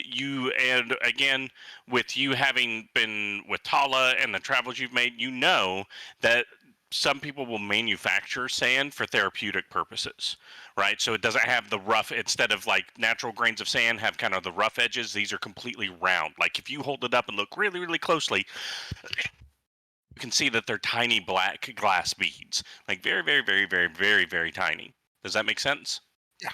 Yeah. A couple other things that you notice as you enter this room. Number one, inside of the black sand, there are large metal blue spikes sticking out in various places. So they're metallic blue spikes sticking out of the sand. And then on the other side, opposite from the door you come in, there is a large vault door that is closed. Yeah, and that's what you guys see. So very large room, big special sand pit, natural light being directed into said sand pit, large blue metallic spikes sticking out of the ground of that sand, and the vault door on the opposite side.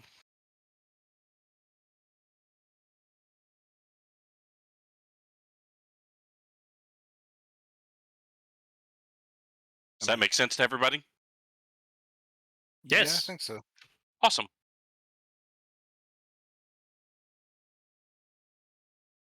So, I mean, the most straightforward thing would just be heading for the other door, right? Seems that way. And I'll say, Nate, as you guys got in the room, you and Gobs both were kind of interested by the weird looking sand. So you didn't step into the sand, but both of you kind of knelt down and kind of touched it. It is very, very warm, as in it's naturally being heated by that sunlight. And you just picked up and you kind of rubbed some of the grains in between your fingers, and that's where you realized that it wasn't natural, and where Nate realized, hey, this is that weird medical sand that they use for stuff. It's artificial. Which, by the way, is some of my favorite stuff in the world. Oh, yes. Also, why Gobs is stealing a handful of it. Just in a pocket. When I had my hand surgeries, when I would go to physical therapy, they had a big thing that had that kind of sand in it, and they were blowing hot air up through the bottom of it, so it acted like a liquid, and I could just soak my hands in it. Oh, it felt so good. I wish I had some. That does sound nice, honestly. Yep. Anyways, so yeah, that's what you guys see. Beautiful.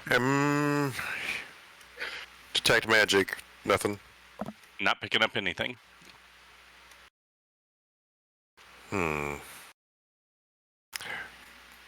Has anybody walked into the light, GM? I would say when the other two, reached out and touched the sand, the light would have been on them. There So wasn't they broke anything. the light beam. They Okay. broke the light beam. Nothing unusual happened when they did. Okay. So no Indiana Jones traps coming out. Gotcha. Mm-mm. All right. So, well, it's a room with sand. Unless something hiding in the sand, we just go to the door. Abe, you're kind of like old man with cranky joints, right? What? Try and touch the sand. Touch the sand? What? This is just black sand. What about Touch it, like feel it in your hands. I'll touch the sand supple contours. Yeah, you feel its heat. You feel its warmth. It feels good. Like if you were to sink your hands in it, your achy scribe hands would feel much better. I'm going to stay here for a while. You go on without me. Speaking of horny. Yes. When you returned, only his head is sticking out of the sand. He's like one of those snakes. Yeah, he feels so good all over my body. See? Told you. Yeah, you don't have time for this, though. No, but like, fill a pocket with it. But the sun is the important aspect. The heat, the warmth, the gentle... I'm not filling a pocket with sand. We have work to do. Okay. I filled a pocket with sand. I figured you would. Oh, she absolutely did. All right. So, what are you guys doing? I would like to investigate the room because this seems sketchy. Okay. All right. Give me an investigation check. What's up with these rolls? Nick just inspired. Yeah, Yes. so as far as you can tell, the doorway you came in is the only entrance. The vault door is what it is. Basically, everything I described to you before holds true. The only thing you notice that's a little bit different, or that you can see or notice now that you didn't before, is on the vault door. It's like you can tell it's two doors that come together from the sides, and on the front panel of one of those doors is a large black screen. We're in an elevator, Oh. aren't we? So sliding doors and a black screen. Mm-hmm. You guys have any idea?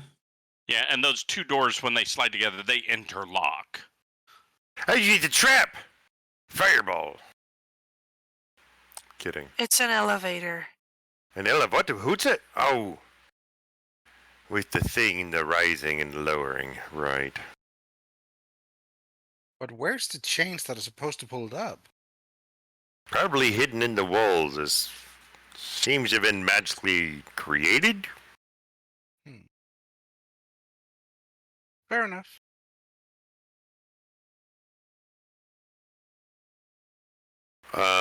Detect magic, still nothing? Still nothing. What's with the... What, the only feature is that thing. What does it do? He's talking, as he's saying that, he's walking towards it to poke at it. The screen? Yeah. Okay. Do you walk around the sand pit or do you walk through it? He has no concept of being subtle here, or then he has no concept of this. He doesn't feel the need to be subtle, so yes, he walks across the sand pit. Okay. As you do, you sink in a little past ankle deep as you walk. Oh shit! Ooh, And it feels good, but you also Ooh. now have sand in your shoes. So it's that rounded sand, so it's not as obnoxious as it could be, but it's still sand in your shoes. Shit, son of a monkey! I just what? Just Okay. don't Alright. make it across. You make it across. Sand in my shoe. You have to walk around some of those metallic blue spikes to get there, but yeah.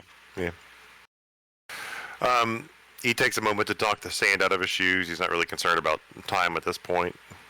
He just, he'll take the few minutes to do so. Okay. As always, if anybody else is doing something while he's doing this, please say so. Sticking his fingers between his toes, knocking all the sand out. Making sure he's getting all the sand out. Yep. Well, if Cyntari keeps describing every single part of it, no one has a way to speak about what they're doing. And just talk over him. That's what I do. That's what you do. All right, so you've gotten to the door? Yeah. Yeah. What I've done is like. No, I'm saying you've gotten to the door. What would you like to do now? Oh You yes. get the Okay. sand So. out, all your crevices are as sand free as they're gonna get. Mm-hmm. And inspect the door for handles, knockers, mechanisms to engage, Huge pair of lockings. boobs Huge right pair there. of boobs. Yep. Huge pair of Everywhere I boobs. go, it reminds me of her. Yep. I tried the Is door. that a Naked Gun reference? Is that what I'm remembering? Yes, it is. It's the very first one, first Yeah. monologue. That's what I thought. But yeah. No handles, nothing like that. Just the blank black screen. I poked the black screen. All right. So when you do that, the screen kicks on. It is going to put out a message, which I will read, but I'm also going to post it here. And I will post it here for our watchers.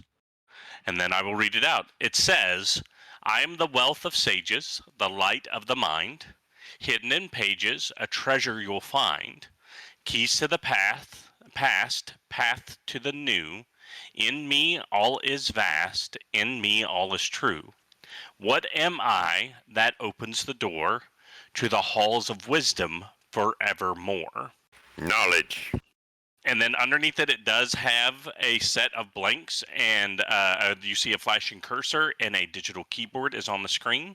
And there are indeed 9 spaces for you to type a word. Does he know how to use a keyboard? No. As Abraham types in the word knowledge, the screen shuts off. The doors, you hear chunk, and the doors begin to open, I need perception checks from absolutely everyone as these doors begin to open. Here we go. I feel more comfortable down here in the gutter. The There only we thing go. I fucking rolled was a natural 1 so far, so this is gonna be great. Hey, it is! What? What is happening? The best one. What is happening? We switched. Yeah. This is my lucky dice. Talah sneaks over, grabs it, switches it with hers.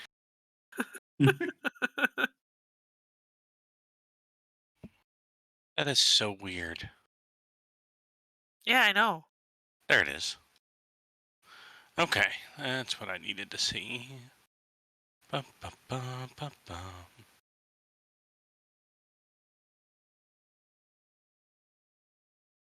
Where is its skill in this?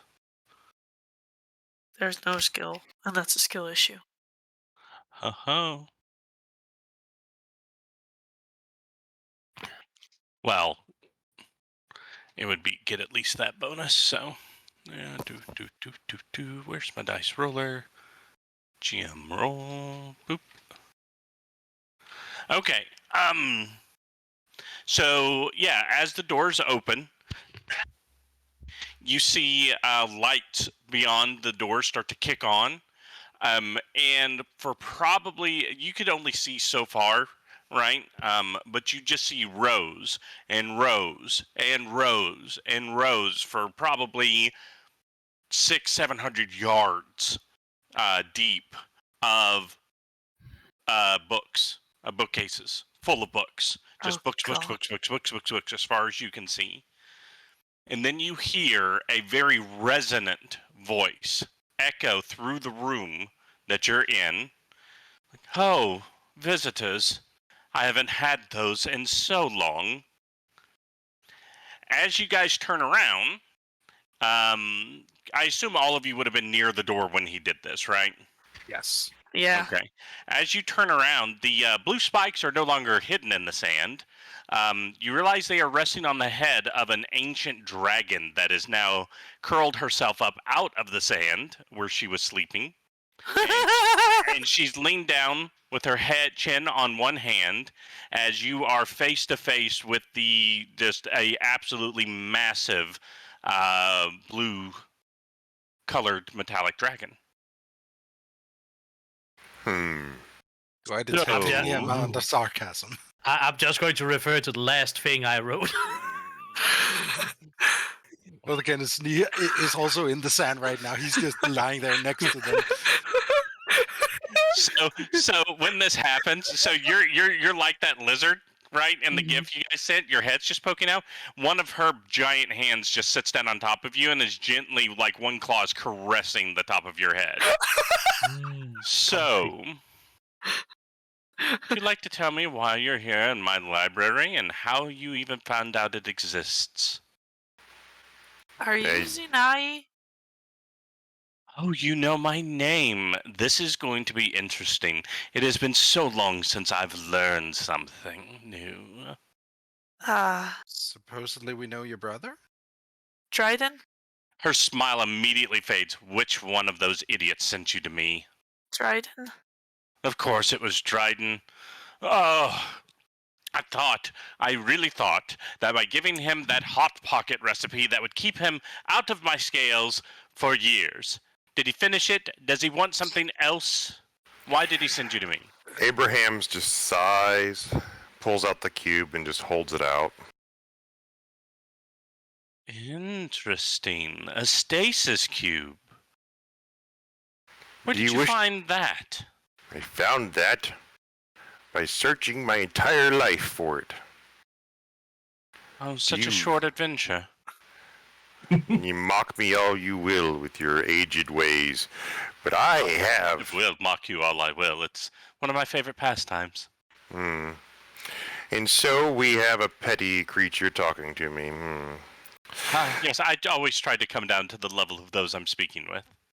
You drug me down here already. I was trying to talk to you honestly. So Oh. we have the. You have been spending time with Dryden. He can't take a joke either. Yeah, I had a problem with him too, little piece of shit. Well, Try to tell me on how to that we beat can too. agree. On that we can agree. Tell me, how was Lyra? I always liked her more than him. She's back in hell. What? Yes, she was blasted there by someone. Hmm. Evil construct by the name of Carrie is searching for a way to resurrect Gilgamesh, but a corrupted version Carrie? that serves him. Yes. Nefelkarion? Yes. He's not a construct. Well, he's infinite as far as I'm concerned. Multiple copies of him, and construct was the only thing I could come up with. Well, He definitely is a bastard. well, no, we know who his father is. It's the same father I have. Oh, He's apologies then. our second oldest brother. Well, so we're wanting to prevent that, and we have here a stasis cube that seems to represent Kindu. Kiddu. Hold on. Kiddu? Hold on. Let's back up. You said that Carrie is trying to do what? Resurrect Gilgamesh? But That doesn't corrupt make him. any sense, because Gilgamesh isn't dead. He's no longer in existence in the city of Gilgamesh, and the city is under siege, and he is doing nothing to help. And the word is from the leaders that is spread far and wide, is that Gilgamesh is gone. He's not gone. He's just indisposed. To be So- fair, from where we are standing, the difference is not that big. Understandable. Let's clarify a few points of knowledge that we have that we are possibly unfamiliar with. Who is Chariotto? Based off the registry I read about 3,000 years ago, I believe Chariotto is one of the judiciary of Gilgamesh's inevitables. I see. He says that this is Gilgamesh, but I've met Enkidu, and he says that this is a copy of him, and that we should resurrect him, the brother of said Gilgamesh, and that he'll help us resurrect Gilgamesh himself. Yes, back before the Great Tragedy, when Gilgamesh and Enkidu would go out on missions together, they would make backups, I believe the term was, of themselves, and this is how they would be stored. I mean, they were tremendously large programs, so yes, that would make sense. And Enkidu said that his goal upon being brought back would be to Restore Gilgamesh. restore Gilgamesh. Interesting. So why did your brother send you to me? Why did your brother? Why did my brother send you to me? I get confused. I'm so used to reading in the third person. It is because he has no way to help us, and that if there was anybody with knowledge about how to resurrect a dead construct god, it would be you. Well, not me. One of my books would have that information. Does he have a reader for that? I'm going Did through he? He did. He did. Yeah, I was trying to remember. Like it was he had plugged it up to something. I didn't know if he called it a reader. It's how he figured out. I'm going through my notes because I remember there's something we need to do here. He told us to Thanks. say a specific line. Well, I take have your it in my time. I'm notes. not busy over here. Beautiful nail work, by the way. Oh, thank you. Oh yeah, you're still being pinned down, aren't you? I'm not being That's pinned. it. I'm exactly where I want to be. He's being pet. Yeah, Death by pinned Stage underneath two. the great He's dragon. being pinned. Gobs is being horny about it. He's being petted. Pet. All the You are. perverts. Being Being caressed is stroked. just pleasant.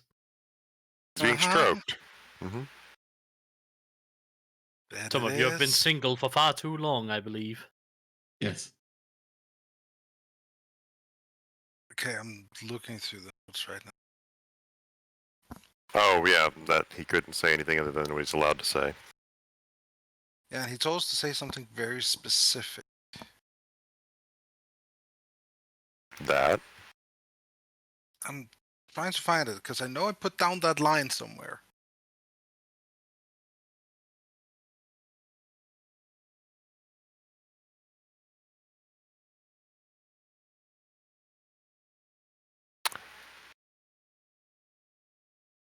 I could give it to you.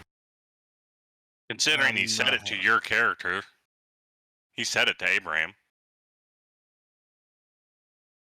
I don't have it anywhere. Dryden said something he wanted to share with you. He told us that in the moment of us passing information to us, it was very important to him, Lyra being gone and all. He said, I was only allowed to say, I could only say, sorry, could not say anything other than what I was allowed to say. Is that what you have in your notes? Yes. Okay, because that's not what he said.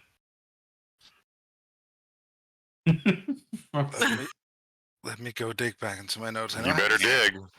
Because my notes are I'm my notes are notes. My notes are not quotes.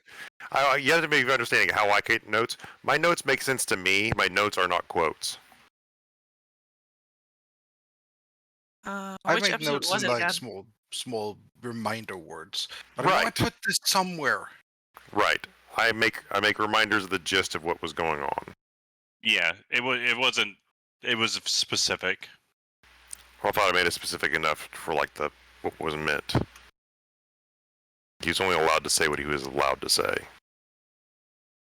Well, that's an inference on information you might not. Roll for remembering. No, I sent it to Doc. Yeah, you took mercy on me. I appreciate that. No, he said we should tell her that he couldn't tell us. With emphasis on couldn't, as in could not. Right. He couldn't tell us. He wasn't allowed to say anything.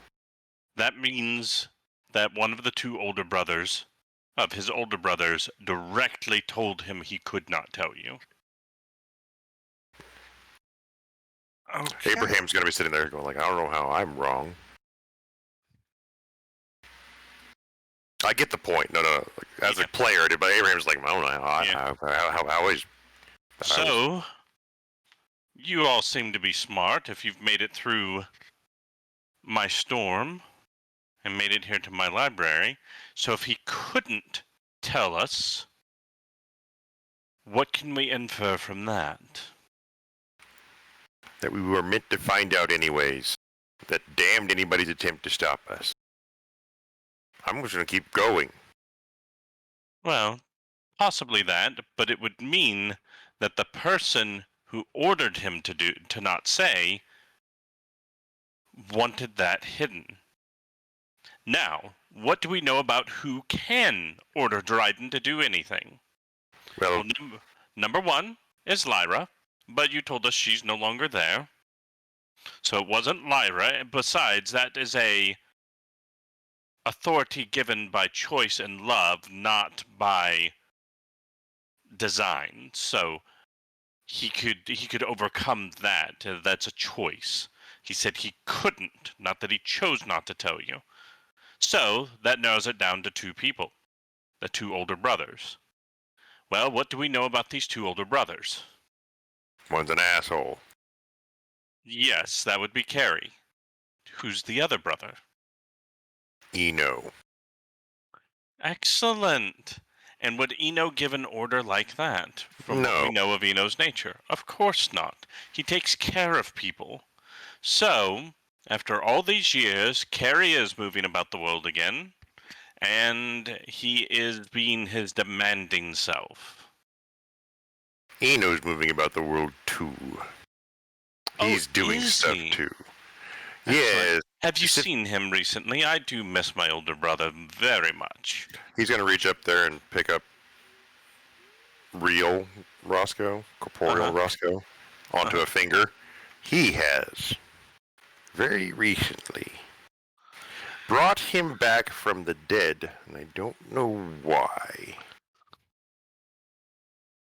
Why would you bring my raven, who's been my pet 30 years, back from the dead? And he's like, you still have detect magic up, correct? yes. You see her begin to cast a spell. Do you do Okay. anything to attempt to stop it? No, I want to know what a spell it is. That's all I care about. It is divination. Okay. You hear her start to whistle and chirp to him, and Roscoe whistles and chirps back, and she smiles and whistles and chirps back to him, and then he bounces around and everything, and then she reaches out, and like, you don't know how this gigantic, monstrous blue dragon leans down and does this, but she gives him the lightest little kiss on the side of his head. And Roscoe does that thing where they ruffle their feathers and chirps around a little bit.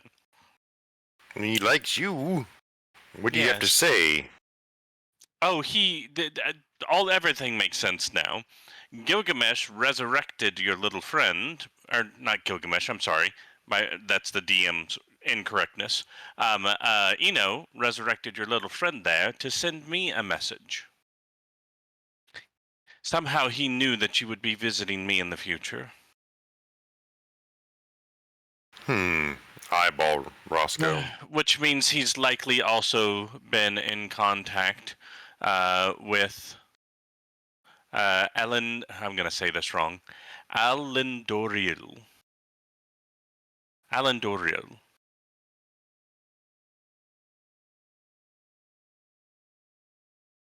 I'm going to need a spelling on that one. Yep. That's understandable. Boop. Yeah. Now that the Alan- message been delivered, Roscoe just drops dead. No, he's perfectly So fine. what about this guy, Alan Doriel?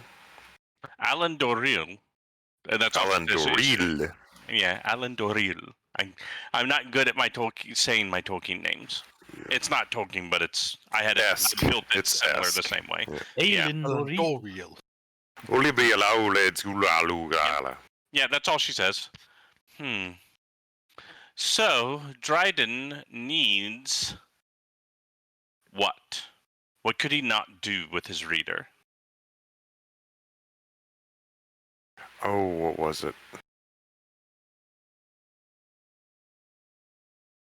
I have every book that's ever been written behind those doors.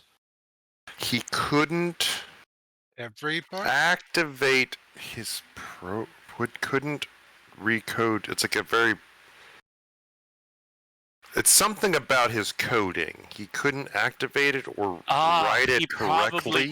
He couldn't read the source code, could he? Yes, it was something related to his ability to actually interface with what's necessary. I believe how he explained it is if he wanted to get the source code out, he had to write it by hand, which would take ages. Or he would have to dig through so many lines of information to find what he needed for that it would take ages. Either Yes. or too long. Yes. It was written in a older language that was complicated on purpose, and then encrypted, and then rewritten, and encrypted again. It was a mess. The short version is that the people who created Gilgamesh and Enkidu really didn't want any more of them because of the power they wielded. So it was complicated on purpose. Oh, let's see. Zanzil, dearest. You guys hear nothing, and then I need Constitution saving throws from absolutely everybody, as she, in the loudest voice you've ever heard, says Zanzil one more time, and it vibrates the walls. Okay. All right, Nate and so Gob go deaf. So Abraham, Talah, and Othokent, you guys are fine. Nate and Gobs, you both take 5 points of thunder damage because of the incredible volume she says Zanzil the third time. When she does, you hear just this clanking, clank, clank, clank, clank, clank, clank, clank, clank, clank, and it's echoing through all the halls.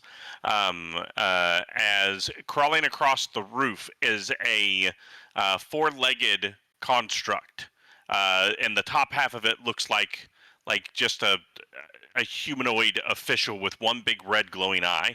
Clink, clink, clink, clink, clink, and it drops down. Yes, mistress. Yes. Zanzel, where do we keep the 22nd century military code books at? Let me look. And he pulls out a clear piece of glass and begins tapping on it. And you can see from your side it looks backwards, but there's text floating on it and whatnot. And it's like, that's kept on the 83rd sub-basement layout. Those are that's back when they were still using paper. Oh, those primitives. Yes, I know, mistress. So they are kept vacuumed, sealed, and in darkness and humidity controlled. Excellent. Can you go down there for us, please? These kind folks need a copy of the Mailbulge programming language key guide, please. It should be in there. The Mabulgian? Yeah. Okay. You're welcome. That's a joke. That's in there just for you. Just for me, the Mabulgian, okay. Yeah, because you're about the only person who might get that. What? It's an incredibly hard programming language that was built specifically to be incredibly hard. Nobody's ever actually written anything in it because it's so hard. Fair enough. Yeah. Public domain esoteric programming language invented by Ben Olmsted in 1998, Yep. named after the Earth's eighth circle of hell in Dante's Inferno. It was specifically designed to be almost impossible to use. Mm-hmm. Hey. It's based. That's all. Okay, here's why. It's on base 3 math, not base 10 like normal, and self-altering code. So the context-sensitive code, it'll change how it functions based upon what you've entered before, and it's base 3.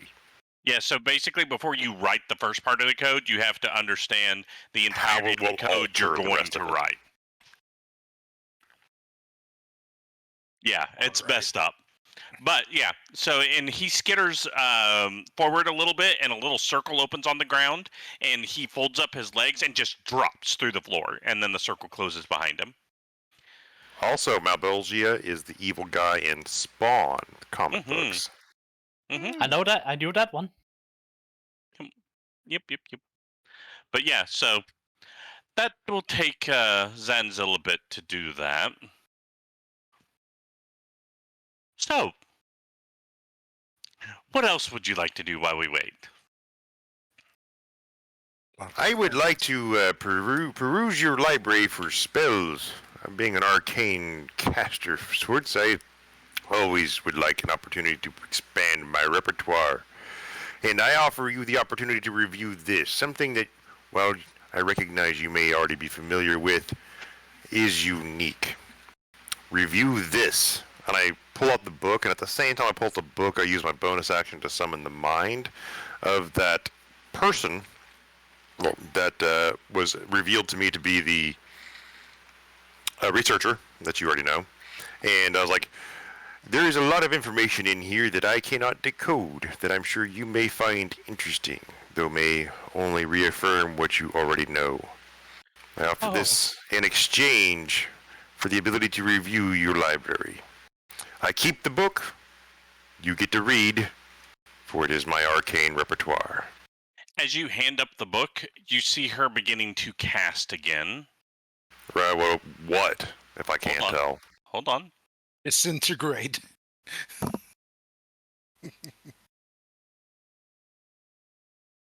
You need to do so you'll be able to tell what kind of magic it is. It is transmutation, and it's very, very strong. I need an Arcana check if you want to know what she's casting. Transmutation? Mm-hmm.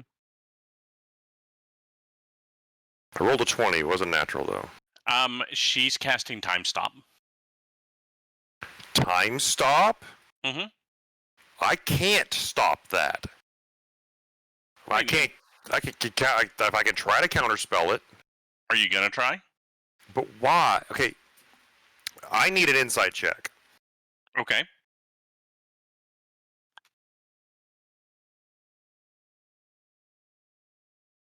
Why? Yeah. Is she trying to study this book for a longer period of time than what I'm offering it for? Is she trying to do something that I don't want her to do? There's no malicious intent. The look in her eyes is the same look you have had that you've had yourself whenever you find something that super intrigues you, right? Like anytime you would find a piece of writing or a piece of something somebody brought in that had the old language on it, that same look in your eyes is what she's got in her eyes. I want you to understand something about Abraham real quick. When you say that, you need to understand that if he was, what is it? Who were the ultra thieves in Warhammer? The chapter that just stole everything. Blood Blood Ravens. Ravens? I was going to say Blood Ravens, but I didn't know. If he had the power to, if he's intrigued by something, Abraham is almost Blood Raven quality here. So if you're saying that she's like Abraham, he's almost like, no, I want to be involved with whatever you're doing. So I can't. I don't want to deny her what she's trying to do if she's not being malicious. I just want to be included. I don't think there's a way for me to alter time stop for me to be involved. I mean, So you can always roll against it. It's hard.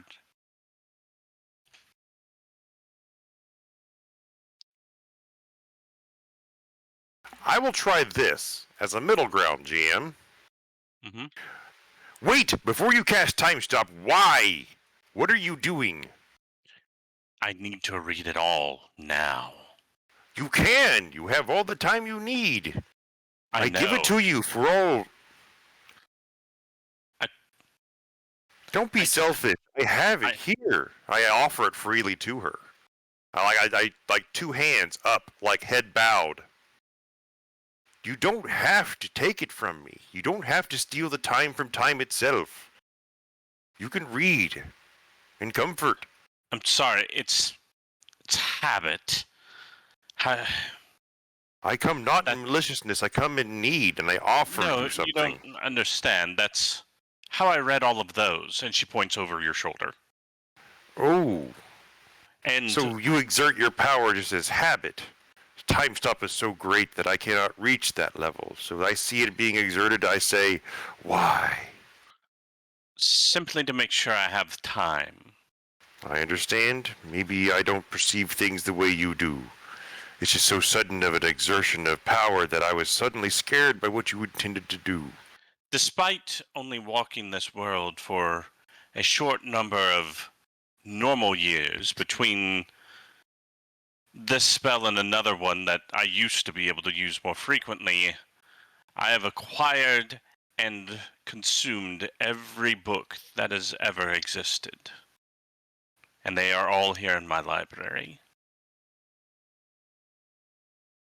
And to ensure I have enough time to read, I have a tendency to use that particular capability of mine. I apologize. I did not understand. We are strangers to each other.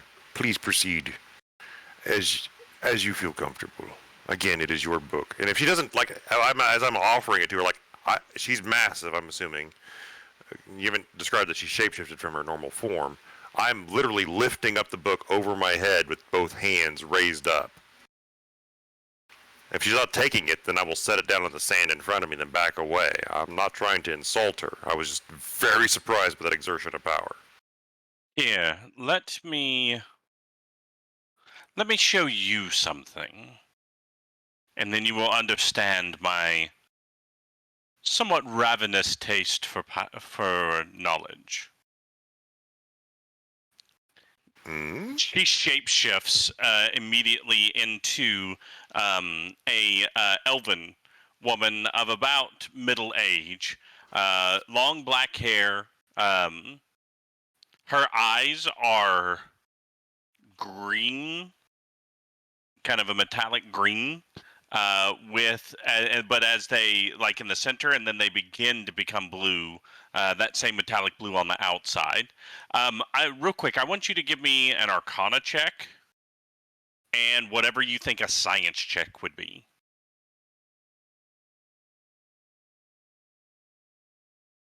Inspiration? Wow. Oh, boy. Perfect. Tell me the lies. I want to So- know. I'll fall into this. Go. So this whole thing and her doing that and the amount of magic power kind of has you off your on your back foot. So all of this is kind of weird to you, but something hits you here that you should have remembered earlier. There's no such thing as a metallic blue dragon. Like there's no blue metallic dragon. Right. Weird. But she's obviously metallic and she's obviously blue. What are you? He's going to be intrigued. Her beauty, all of a sudden her elven form is going to intrigue her, and he's... Thank you for assuming a less intimidating form. I Well, would like to learn more about you.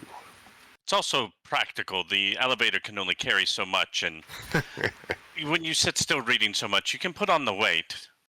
Have you been... And you know us ladies, and she puts her hand on Gob's shoulder. We always have to watch our figure, right? But I've let myself go a little bit the last dozen years or so. You handsome. Don't fret over your form. Are any of the rest of your friends joining us? As she's standing just inside the doors. Yes. That immediately. Yes. I am completely fine just lying here in the sand. That's what knowledge I need. I do not. Othokent just gotta look over and say, I do not need to be with the squad that needs physical touch. Awesome. I would like to read some of the books, if I may. Oh, we'll come back down and let you read. But I want to show you something so you understand what happens here and what this place really is. Yes, please. Excellent. So you all step next to her, and she reaches out, and even though it's smooth tile or smooth marble, she touches a part on the wall, and it glows for a second. Out of the ground come up rails, like safety rails, and then you guys begin climbing up as you are now on an elevator, and it begins to speed up more and more and more. And goes, we're going up towards the top. This will take just a moment. This place... I'm sorry? Should we brought air? Oh, the inside of Ik of Warzana is sealed. There's air the whole way up. You won't have to worry about that. Good to know, not speeding towards my imminent death. So, The spies like us. each one of my brothers and sisters have something specific that we are meant to do. You've met Dryden. His goal and his drive is to discover things. My drive is to record things and to make sure knowledge is preserved for the future, for use, for whatever. Correct? Understand? Yeah. Excellent. So, when I began, I'll let you do a nature check to see. That'll give you at least a hint as to what's going on potentially. So, I do have great arcane power, but what I use and the way I do what I do, I'm not confrontational outside of my exact realm of responsibility. For example, if someone were to attack or try to destroy the knowledge in my library, they would be met with force, a tremendous amount of force. That's never happened, but so Talah, something I want you're going to notice, because as she's standing there, she still has some of her metallic blue scales on her arms and running down the base of her neck. When you look closely at them, at their base, you can tell that they're copper. And you know that if copper is left out for an exceedingly long amount of time in the right kind of humid environment, specifically like around plants where there's a lot of carbon dioxide, it will oxidize, and it will oxidize to blue. Okay. So by that, you can infer that she is a copper dragon who is Yeah. old enough and has been in that kind of environments that her scales have actually oxidized to turn blue. She goes, so no one has dared to do that, but and hopefully never does. But because of that, I was granted probably the most power of all of my brothers and sisters, with the exception of Eno himself. He is quite wonderful, but his job is different. So, as part of that, and as she says that, right then you guys break out of this narrow tunnel, and you're now realize you're on the outer edge of this, the upper part of the entire plateau is hollow, and there's just tables upon tables, desks upon desks, layer upon layer of hundreds of thousands of desks.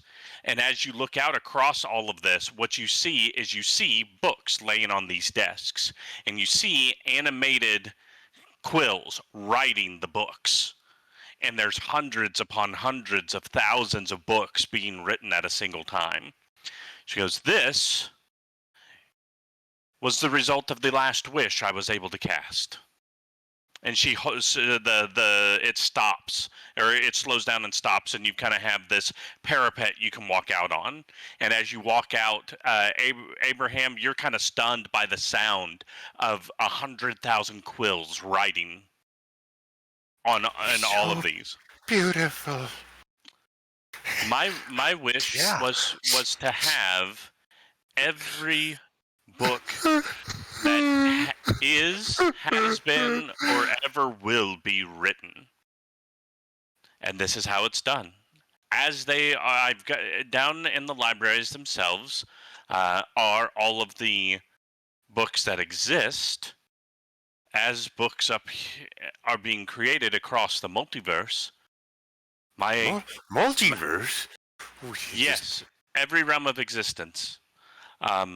As they are created, my million scribes here write them down, and then I get the copies.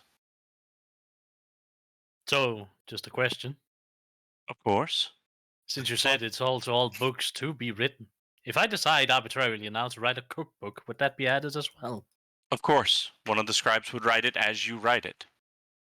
These quills mirror every author across every plane of existence. Talah's going to take out her notebook and start writing down what she just found out about this dragon. So, I do have a question. Of course. Do these only copy things that are written in books, or do they also copy like stuff you'd write on a computer or in a phone? Is it all writing or just books specifically? Any form of recorded knowledge. If it's just, say you sent a message to a friend telling them how good their butt looked in the jeans at the club last night. That was something that was written in a song I once heard. That not necessarily would be recorded. But if you were to, say, type on your phone the notes from an experiment that you did that evening, that would. It's recorded knowledge specifically. So laboratory notes would be here. Of course.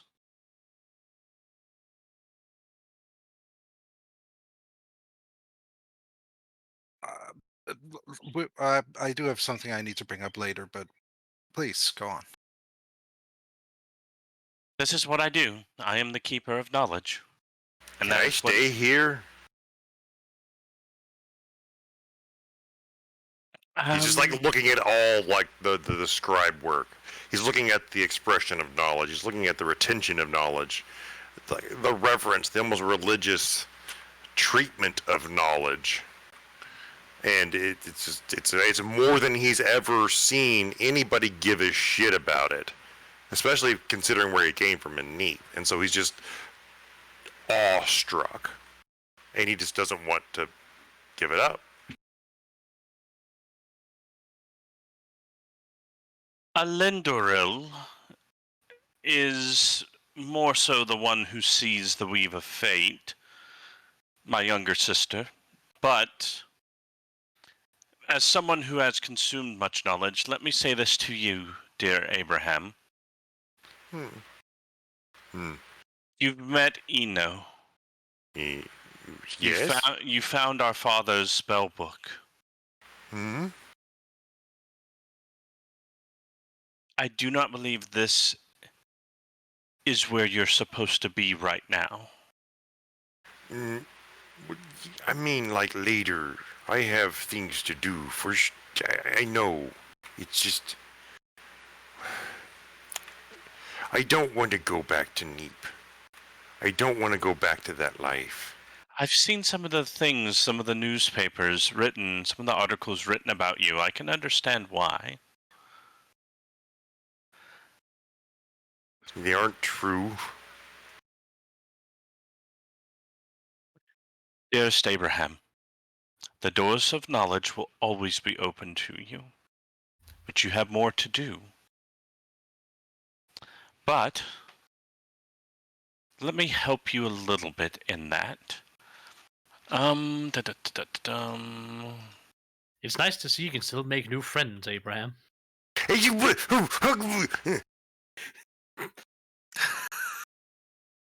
Don't you go revealing my sensitive emotions.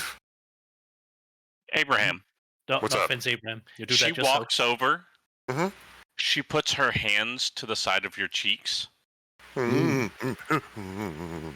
She leans in and puts her forehead to your forehead. She opens her eyes and looks deeply into yours.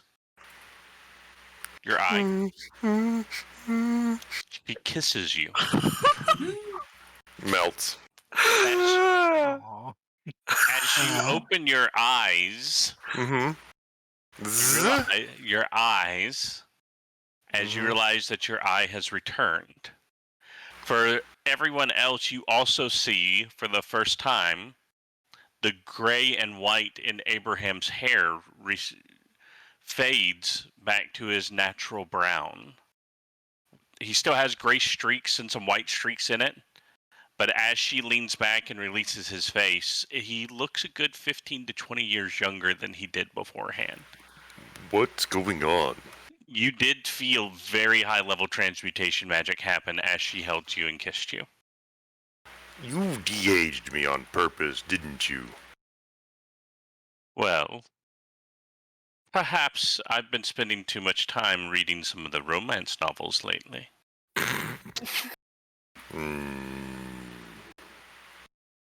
Maybe there's more studying we can do later. You'd better read up on things, my dear young friend. Whatever you're planning, Abraham, it's not covered by your insurance. I've never been able to afford that. Abraham, I have a feeling. I have feelings too. No.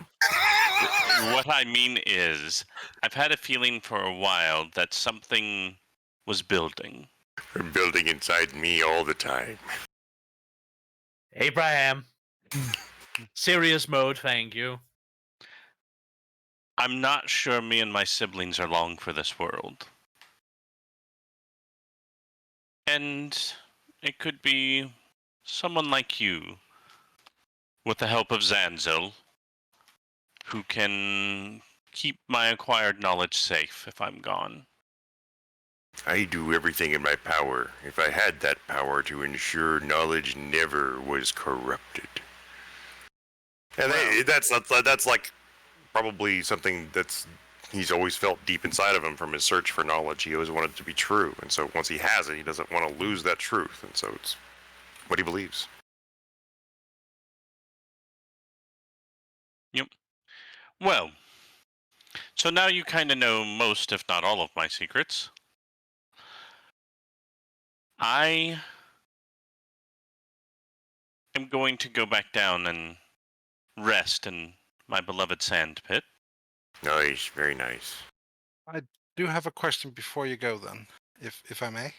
Yes. I asked about lab notes before. I'm looking for something about a specific name in case it's here, if that's something I'd be allowed to read.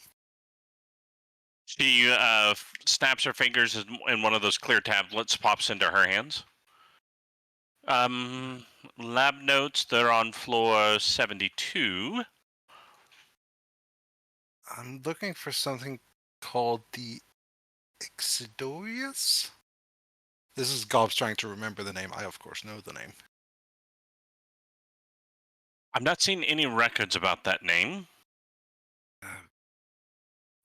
A black thing of void being attached to goblins? She has I have roughly 130,000 records of experimentation on goblins. Do you have a name of one that was experimented on where I could cross-reference it? Yes, actually. Milla Varn. I believe that was her name. Here we are. Also have more than that, I believe. It was Okay. done by something called the Athens Group, if that helps. Oh, the There's Athens group. Ah, yes, those. Not very nice people. No, they're not. Hence why I want to know more about them. Yes, looks like a associate doctor of genetics, Herbert Wayfield, has her listed, and mother, I believe. Yes, a Sana Varn. Lana Varn. Yeah. Unknown father suspected Rogork. That checks out with what I know, yes. Interesting. She casts another spell. If its message, Zenzo, can Doc, can you do me a favor? Yeah. At one point, you wrote a short story and sent it to me. Do you remember what I'm talking about? I did the one, yeah. Can you send me the numbers? Because there was patient numbers in that, I believe. Yeah, let me see if I can still find it. I saved it somewhere. Yeah. But she's gonna. Can you on floor 72 pull the medical records for the Athens experiment on patient number blah blah blah blah blah, which you said. Whenever you send it to me, I'll replace it and make those copies as well. Excellent. Zenza will bring those with him. Just so you know, I'm not going to tell you what's in it because based off of some things that I'm seeing in front of me and putting 2 and 2 and scary black arm together, it's not comforting information, little one. I'm not looking for comfort, I'm looking for truth. You will find one of those things in these notes. Also, I'm resending you the file because just found it. Okay. Thank you. Yeah, it has a file number. I believe this was the one, right? Yep. So yeah. Perfect. Oh, I need to look something up because I didn't expect us to cover this content today, but I wrote something for it. Give me just a moment. Sure thing. I'm sorry, but you're presenting me with all written knowledge. Yeah, I'm gonna try. Push. Nate is gonna do so too. Perfect. I'm glad I'm not the only one. You're not the only one.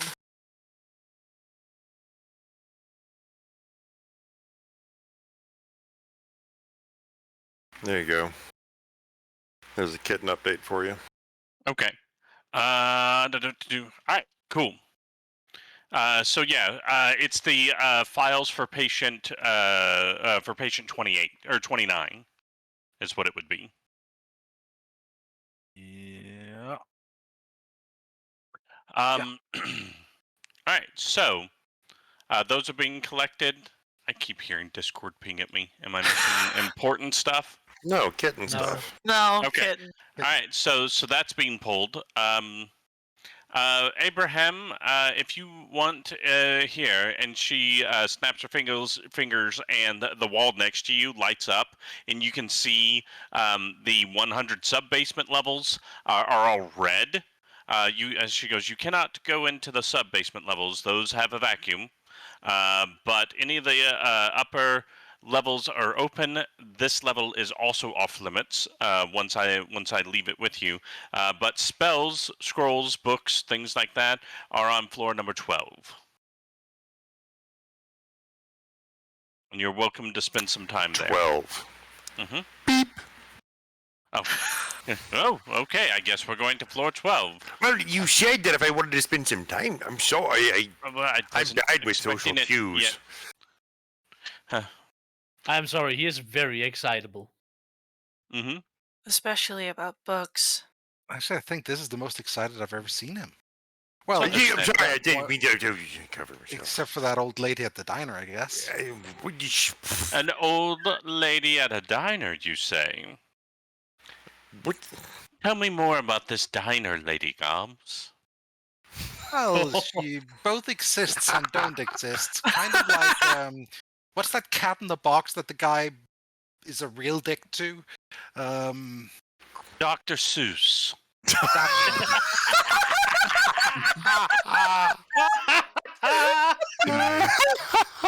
Gobs with no context just goes, that one. You don't even know. You're just agreeing. Yeah, God. Yes. Gobs has no clue what the fuck that is, but just goes, that sounds like something a smart person would say. Yeah, that one. Yes. I do believe she is a waitress at a place called the Superposition Sanctuary. Oh, Sure, dear? I know of that place. We have a key. Yeah, we have a for it. key to it. Oh, excellent. There's only one of those, so I would hold on to it if I were you. It's a very helpful place.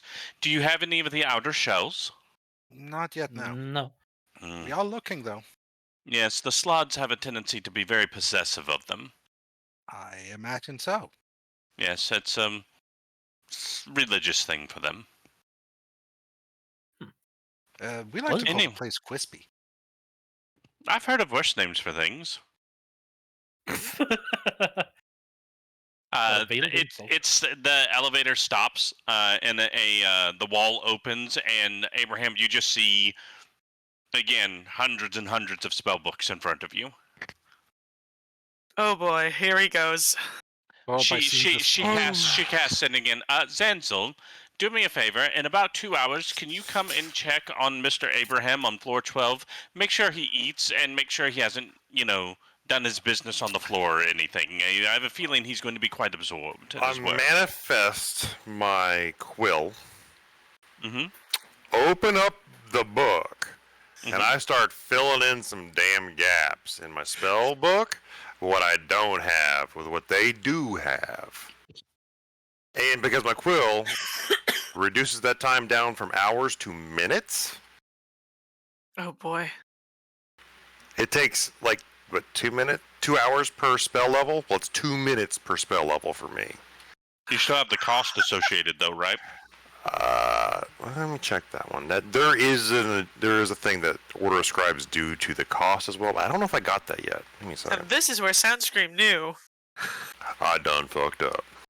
I mean, more options doesn't necessarily fuck it up. No problem.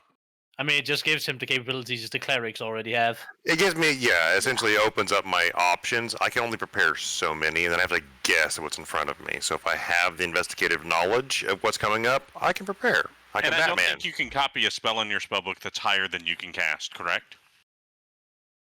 Reviewing everything. Copying a spell in the spellbook is the first level higher. You can add to spellbook. Copying spell must practice the spell until you understand the sounds, gestures, and transcribe it.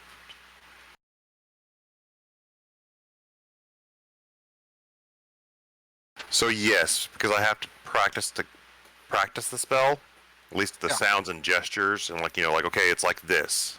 Okay, it sounds like this. I'm practicing it in so many ways. Yeah, you can only copy spells of levels you can prepare. Yeah. But So he wanders off that way. Does anybody go into the spellbook room with him? I I'm unsure. I'm Okay. more interested in those lab Um, notes. Miss Zenai, Yes, my dear. I am also kind of curious about some subjects, but it's kind of a It- sensitive matter It does that not I'd reduce like the to keep cost. Go ahead. Sorry. between us, I suppose. Oh. Oh, well, that's simple. She snaps her fingers, the elevator stops, and she looks at everybody else and goes, "Get off." You got it. Yes, ma'am. Oh, wait, but there's just a void. Yeah, no, it's worse. It's worse. When you step up, she goes, "Oh, that's the records of an old organization that existed eons ago called the IRS. Enjoy your reading." And then the door shuts. Can't you at least put us somewhere interesting? No. So the elevator door shuts. So that's Yes, a no my on the dear. lab notes. They're being copied for you. Okay. Fair enough. Well, first, I kind of have a question whether or not everything we've seen in your storm is inevitable or merely a possibility. The Storm of Fates shows you what you need to see to motivate you to become who you are needed to be. Does that make any sense? I suppose. The issue is some of those steps or some of the things that get shown to people is a breaking point. And when something is broken, there's two ways to go. It's either so broken it can't continue and must be replaced, or once it's broken, you can reassemble it in the way it needs to be to fulfill its function. That's why almost no one makes it through the storm. Why I chose this place to build my library. The storm is not actually mine. It was here before I was.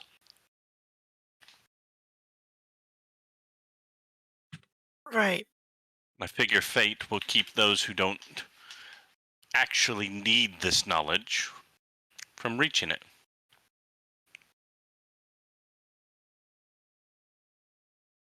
So no, it showed you what you needed to see. Not necessarily what, if it was a vision of the future, it could be that the current path you're on and your current actions are going to lead you to that. But now that you know what it could lead to, what kind of person and who do you need to be to either make that happen if it's something you wanted to have happen, or No. what kind of person or things do you need to do to make sure it doesn't?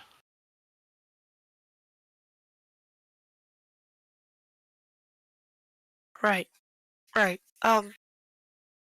So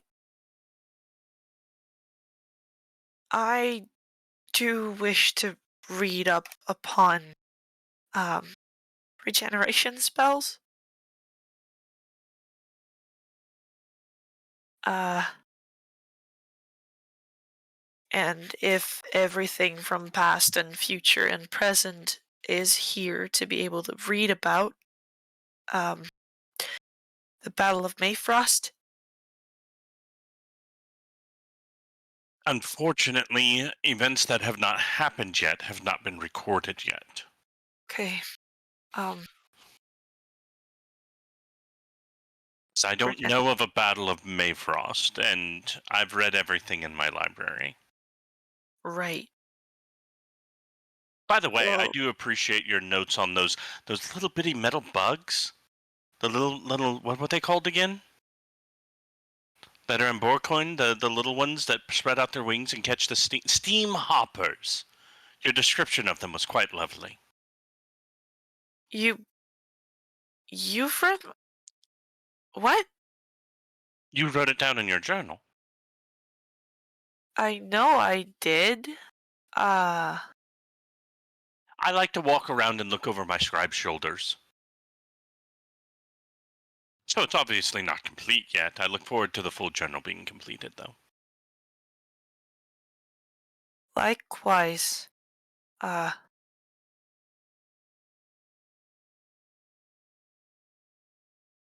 But sorry, this yes. is a bit. The druidic and cleric magical knowledges are on the 13th floor. I'll take you there now. She hits a button, and the elevator literally goes "Ooh," and stops because you were on the 12th floor. Yeah. Or you would have been on like the 7th floor, so it goes a little bit, and then she goes, there you go.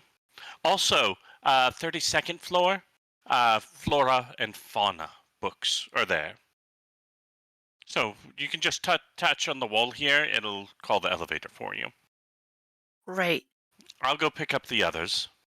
One more question, if I may be bold, I think is the right word. Oh, interesting.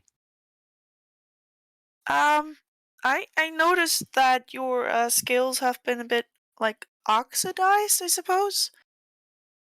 Well, why don't you call out a girl for having a few gray hairs? Not what I meant, but could I have one of those scales? Are you gonna write about me in your journal?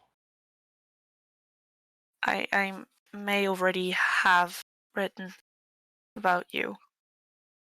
Well, then we might as well have a jewel to go with that wonderful chapter. And she reaches up on her forearm and peels one off that's fairly loose and hands it to you. Thank you so much. Well, us strong ladies have to stick together, don't we? Do you know what we see? Not Or until it's go written through? down. Well, shit.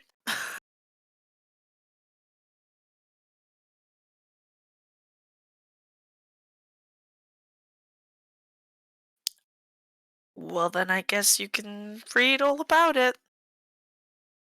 You can count on the fact that I will.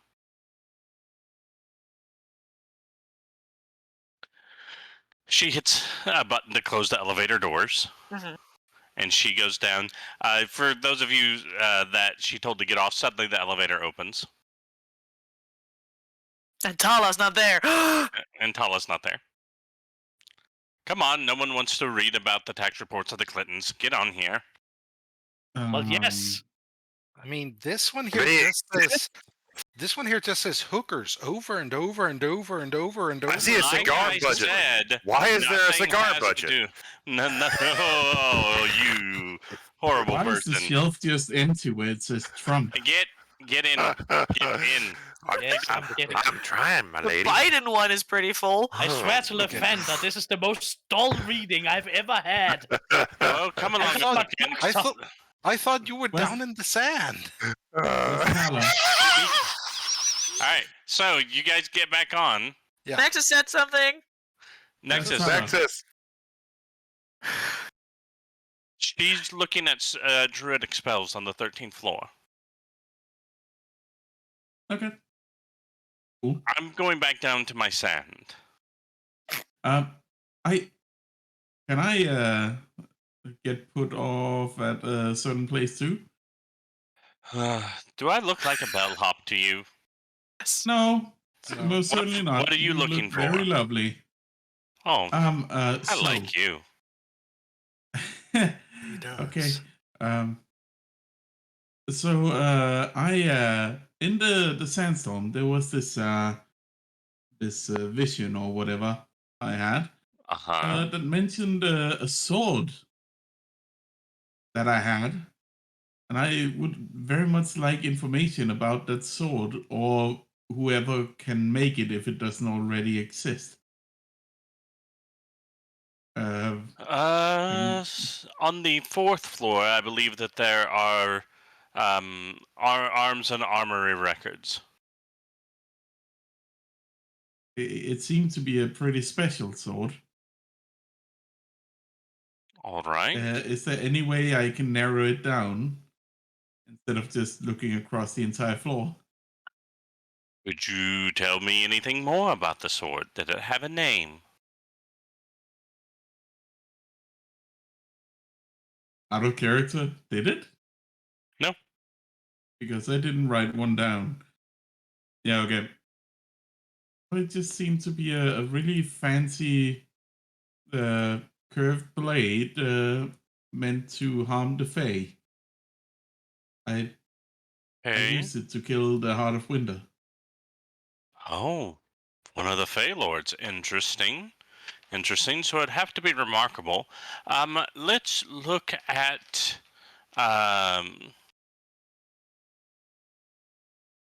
Montoya's Compendium of Swords. Here. And she hit the 4th floor, and it stops, and it opens and goes, 63rd row on the left, halfway down, second shelf. Look, it have a red cover. Okay. And it should have information about any famous, powerful swords. It was written 4 years ago. You remember all the books by heart? I've read everything in the library, dear. Do I pick a different elevator or do I? Oh, no, you can just touch the wall right here on the side of the wall, see? And she reaches around and touches it, and it lights up and gives you all the different floor numbers. Well, I just meant so you guys don't have to go with. Well, this is the 4th floor. You're going to get off, and then I'm going to go down to the 1st and go crawl in my sand. I'm just quickly Okay. gonna ask, is there an index of what's on the different floors here? You would have to either ask me or Zanzil for that. Fair enough. Is there something in particular you're looking for? Just medical knowledge in general. That would be on the 14th floor. If you're just needing medical knowledge, if you're looking for clerical type spells and incantations, that's on the 13th floor where dear Talah is. Round That is Earth appreciated. conspiracy. Say that again? Round Earth conspiracy. Okay. Leave.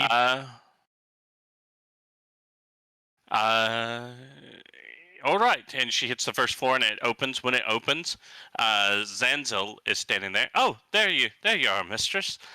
Here is the copy of the code book, and she hands him a book that's like 4 feet wide by 3 feet thick by like 2 feet tall. Oh, excellent. Here, and she hands it to Othokent. It is incredibly heavy. That's and okay. Hang on a second. Mhm. Is polymorph that much different? I figured like dragons, even in human form, to be like insanely strong. yeah, it wasn't hard for her to carry it. Oh, okay. She's just handing it up to you to be a dick. Okay. Yeah, no, she's handing it to him because it's so you guys can have the copy. Ah. She had Zanzo make a copy. So there's. I was just like, here, this is heavy. Carry it. Yeah, no, That's like, dude. no. And here is the medical report you wanted. Thank you.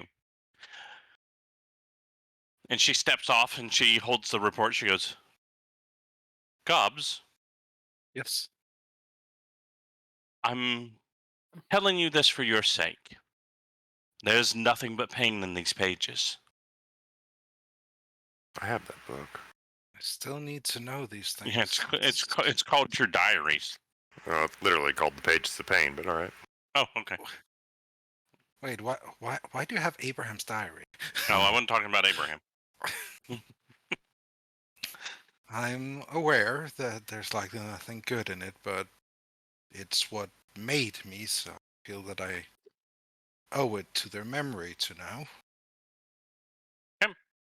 She hands it to you. All right. I trust you don't mind that I read it in the sand? It's really comfortable, and I left my shoes there. Yep. She goes and as she steps out into the sand, she changes back to her dragon form and just curls back down into it where nothing but her back, tail, and head spines are sticking out.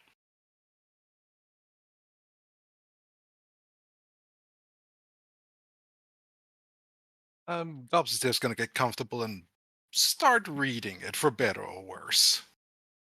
Yep. I'm going to the 14th floor. Ding. All right. You go to the 14th floor.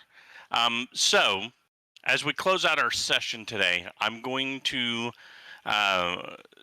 verbally say, I was going to write this all out. I didn't expect you to get this information today. Otherwise, I would have had it written for you already, Doc. So just be prepared. So, I did not expect to be able to ask about it today either.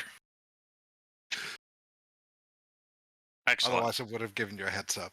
Yeah, hey, I'm no, gonna ask about I Nexus. didn't think about you asking about it, and the fact that she would have no problem giving it to you. So, again, starts out just like the file you sent me, which says project name, weapon Exodios, file 2362 or 23662. Patient 29 has been exposed to Exodios. Delineation from previous experiments, it is discovered that patient 29 is 6 weeks pregnant with twins. Exodios seems to be pooling near the smaller of the two twins, unsure of how this will affect the stages. Then there's a break, and it has another file number there, next higher file number. Patient 29 discovered to be 10 weeks pregnant. Unfortunately, it seems that, where did I put that? I just had it. There it is. That patient 29 has gone through a condition known as vanishing twin syndrome, as the first embryo has absorbed the second one, and the patient 29 is now currently only pregnant with one fetus. Then there's a note. Patient 29 escaped containment with the assistance of patient 30 and a stolen what do they call those? What are the radio badges called, Cyntari? What are those chips called? RFID chips. RFID chips, yeah. Yeah, and a stolen RFID chip hidden in a locket. Attempts to find patient 29 or operations to reclaim patient 29 are ongoing, and patient 29 is the priority as last sample of Exodios was contained within, despite after the losing one of the twins, us no longer being able to detect Exodios anywhere in her body. And that is the last entry. All right.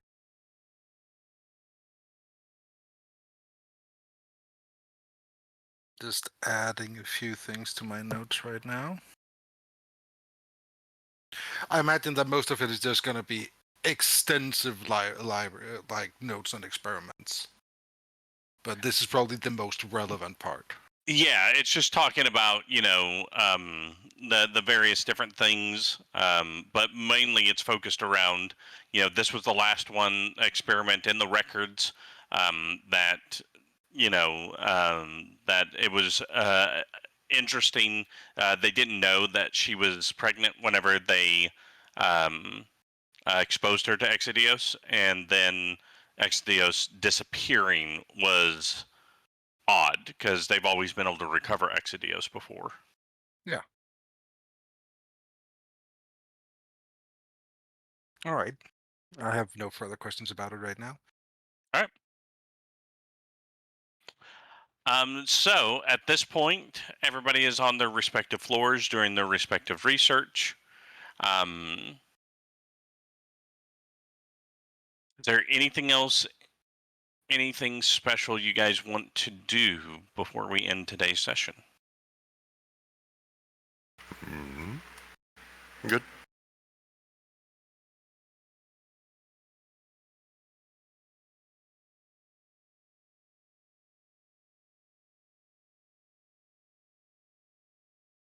I think it's good. Hey, I believe we're good, dude. All right. Well, we will pick up there next week. As always, if you have questions or need anything, just to give me a holler. But in the meantime, I hope you guys enjoyed venturing throughout the library of Ikavorzana, and we'll see what you guys do with your newfound knowledge starting next week. Again, for everybody watching, we appreciate you sticking with us. Hope you had a good time. Please feel free to look up the YouTube channel, like, subscribe, comment, all that good stuff there. We'd appreciate it. But otherwise, we will see you all next time. See you later.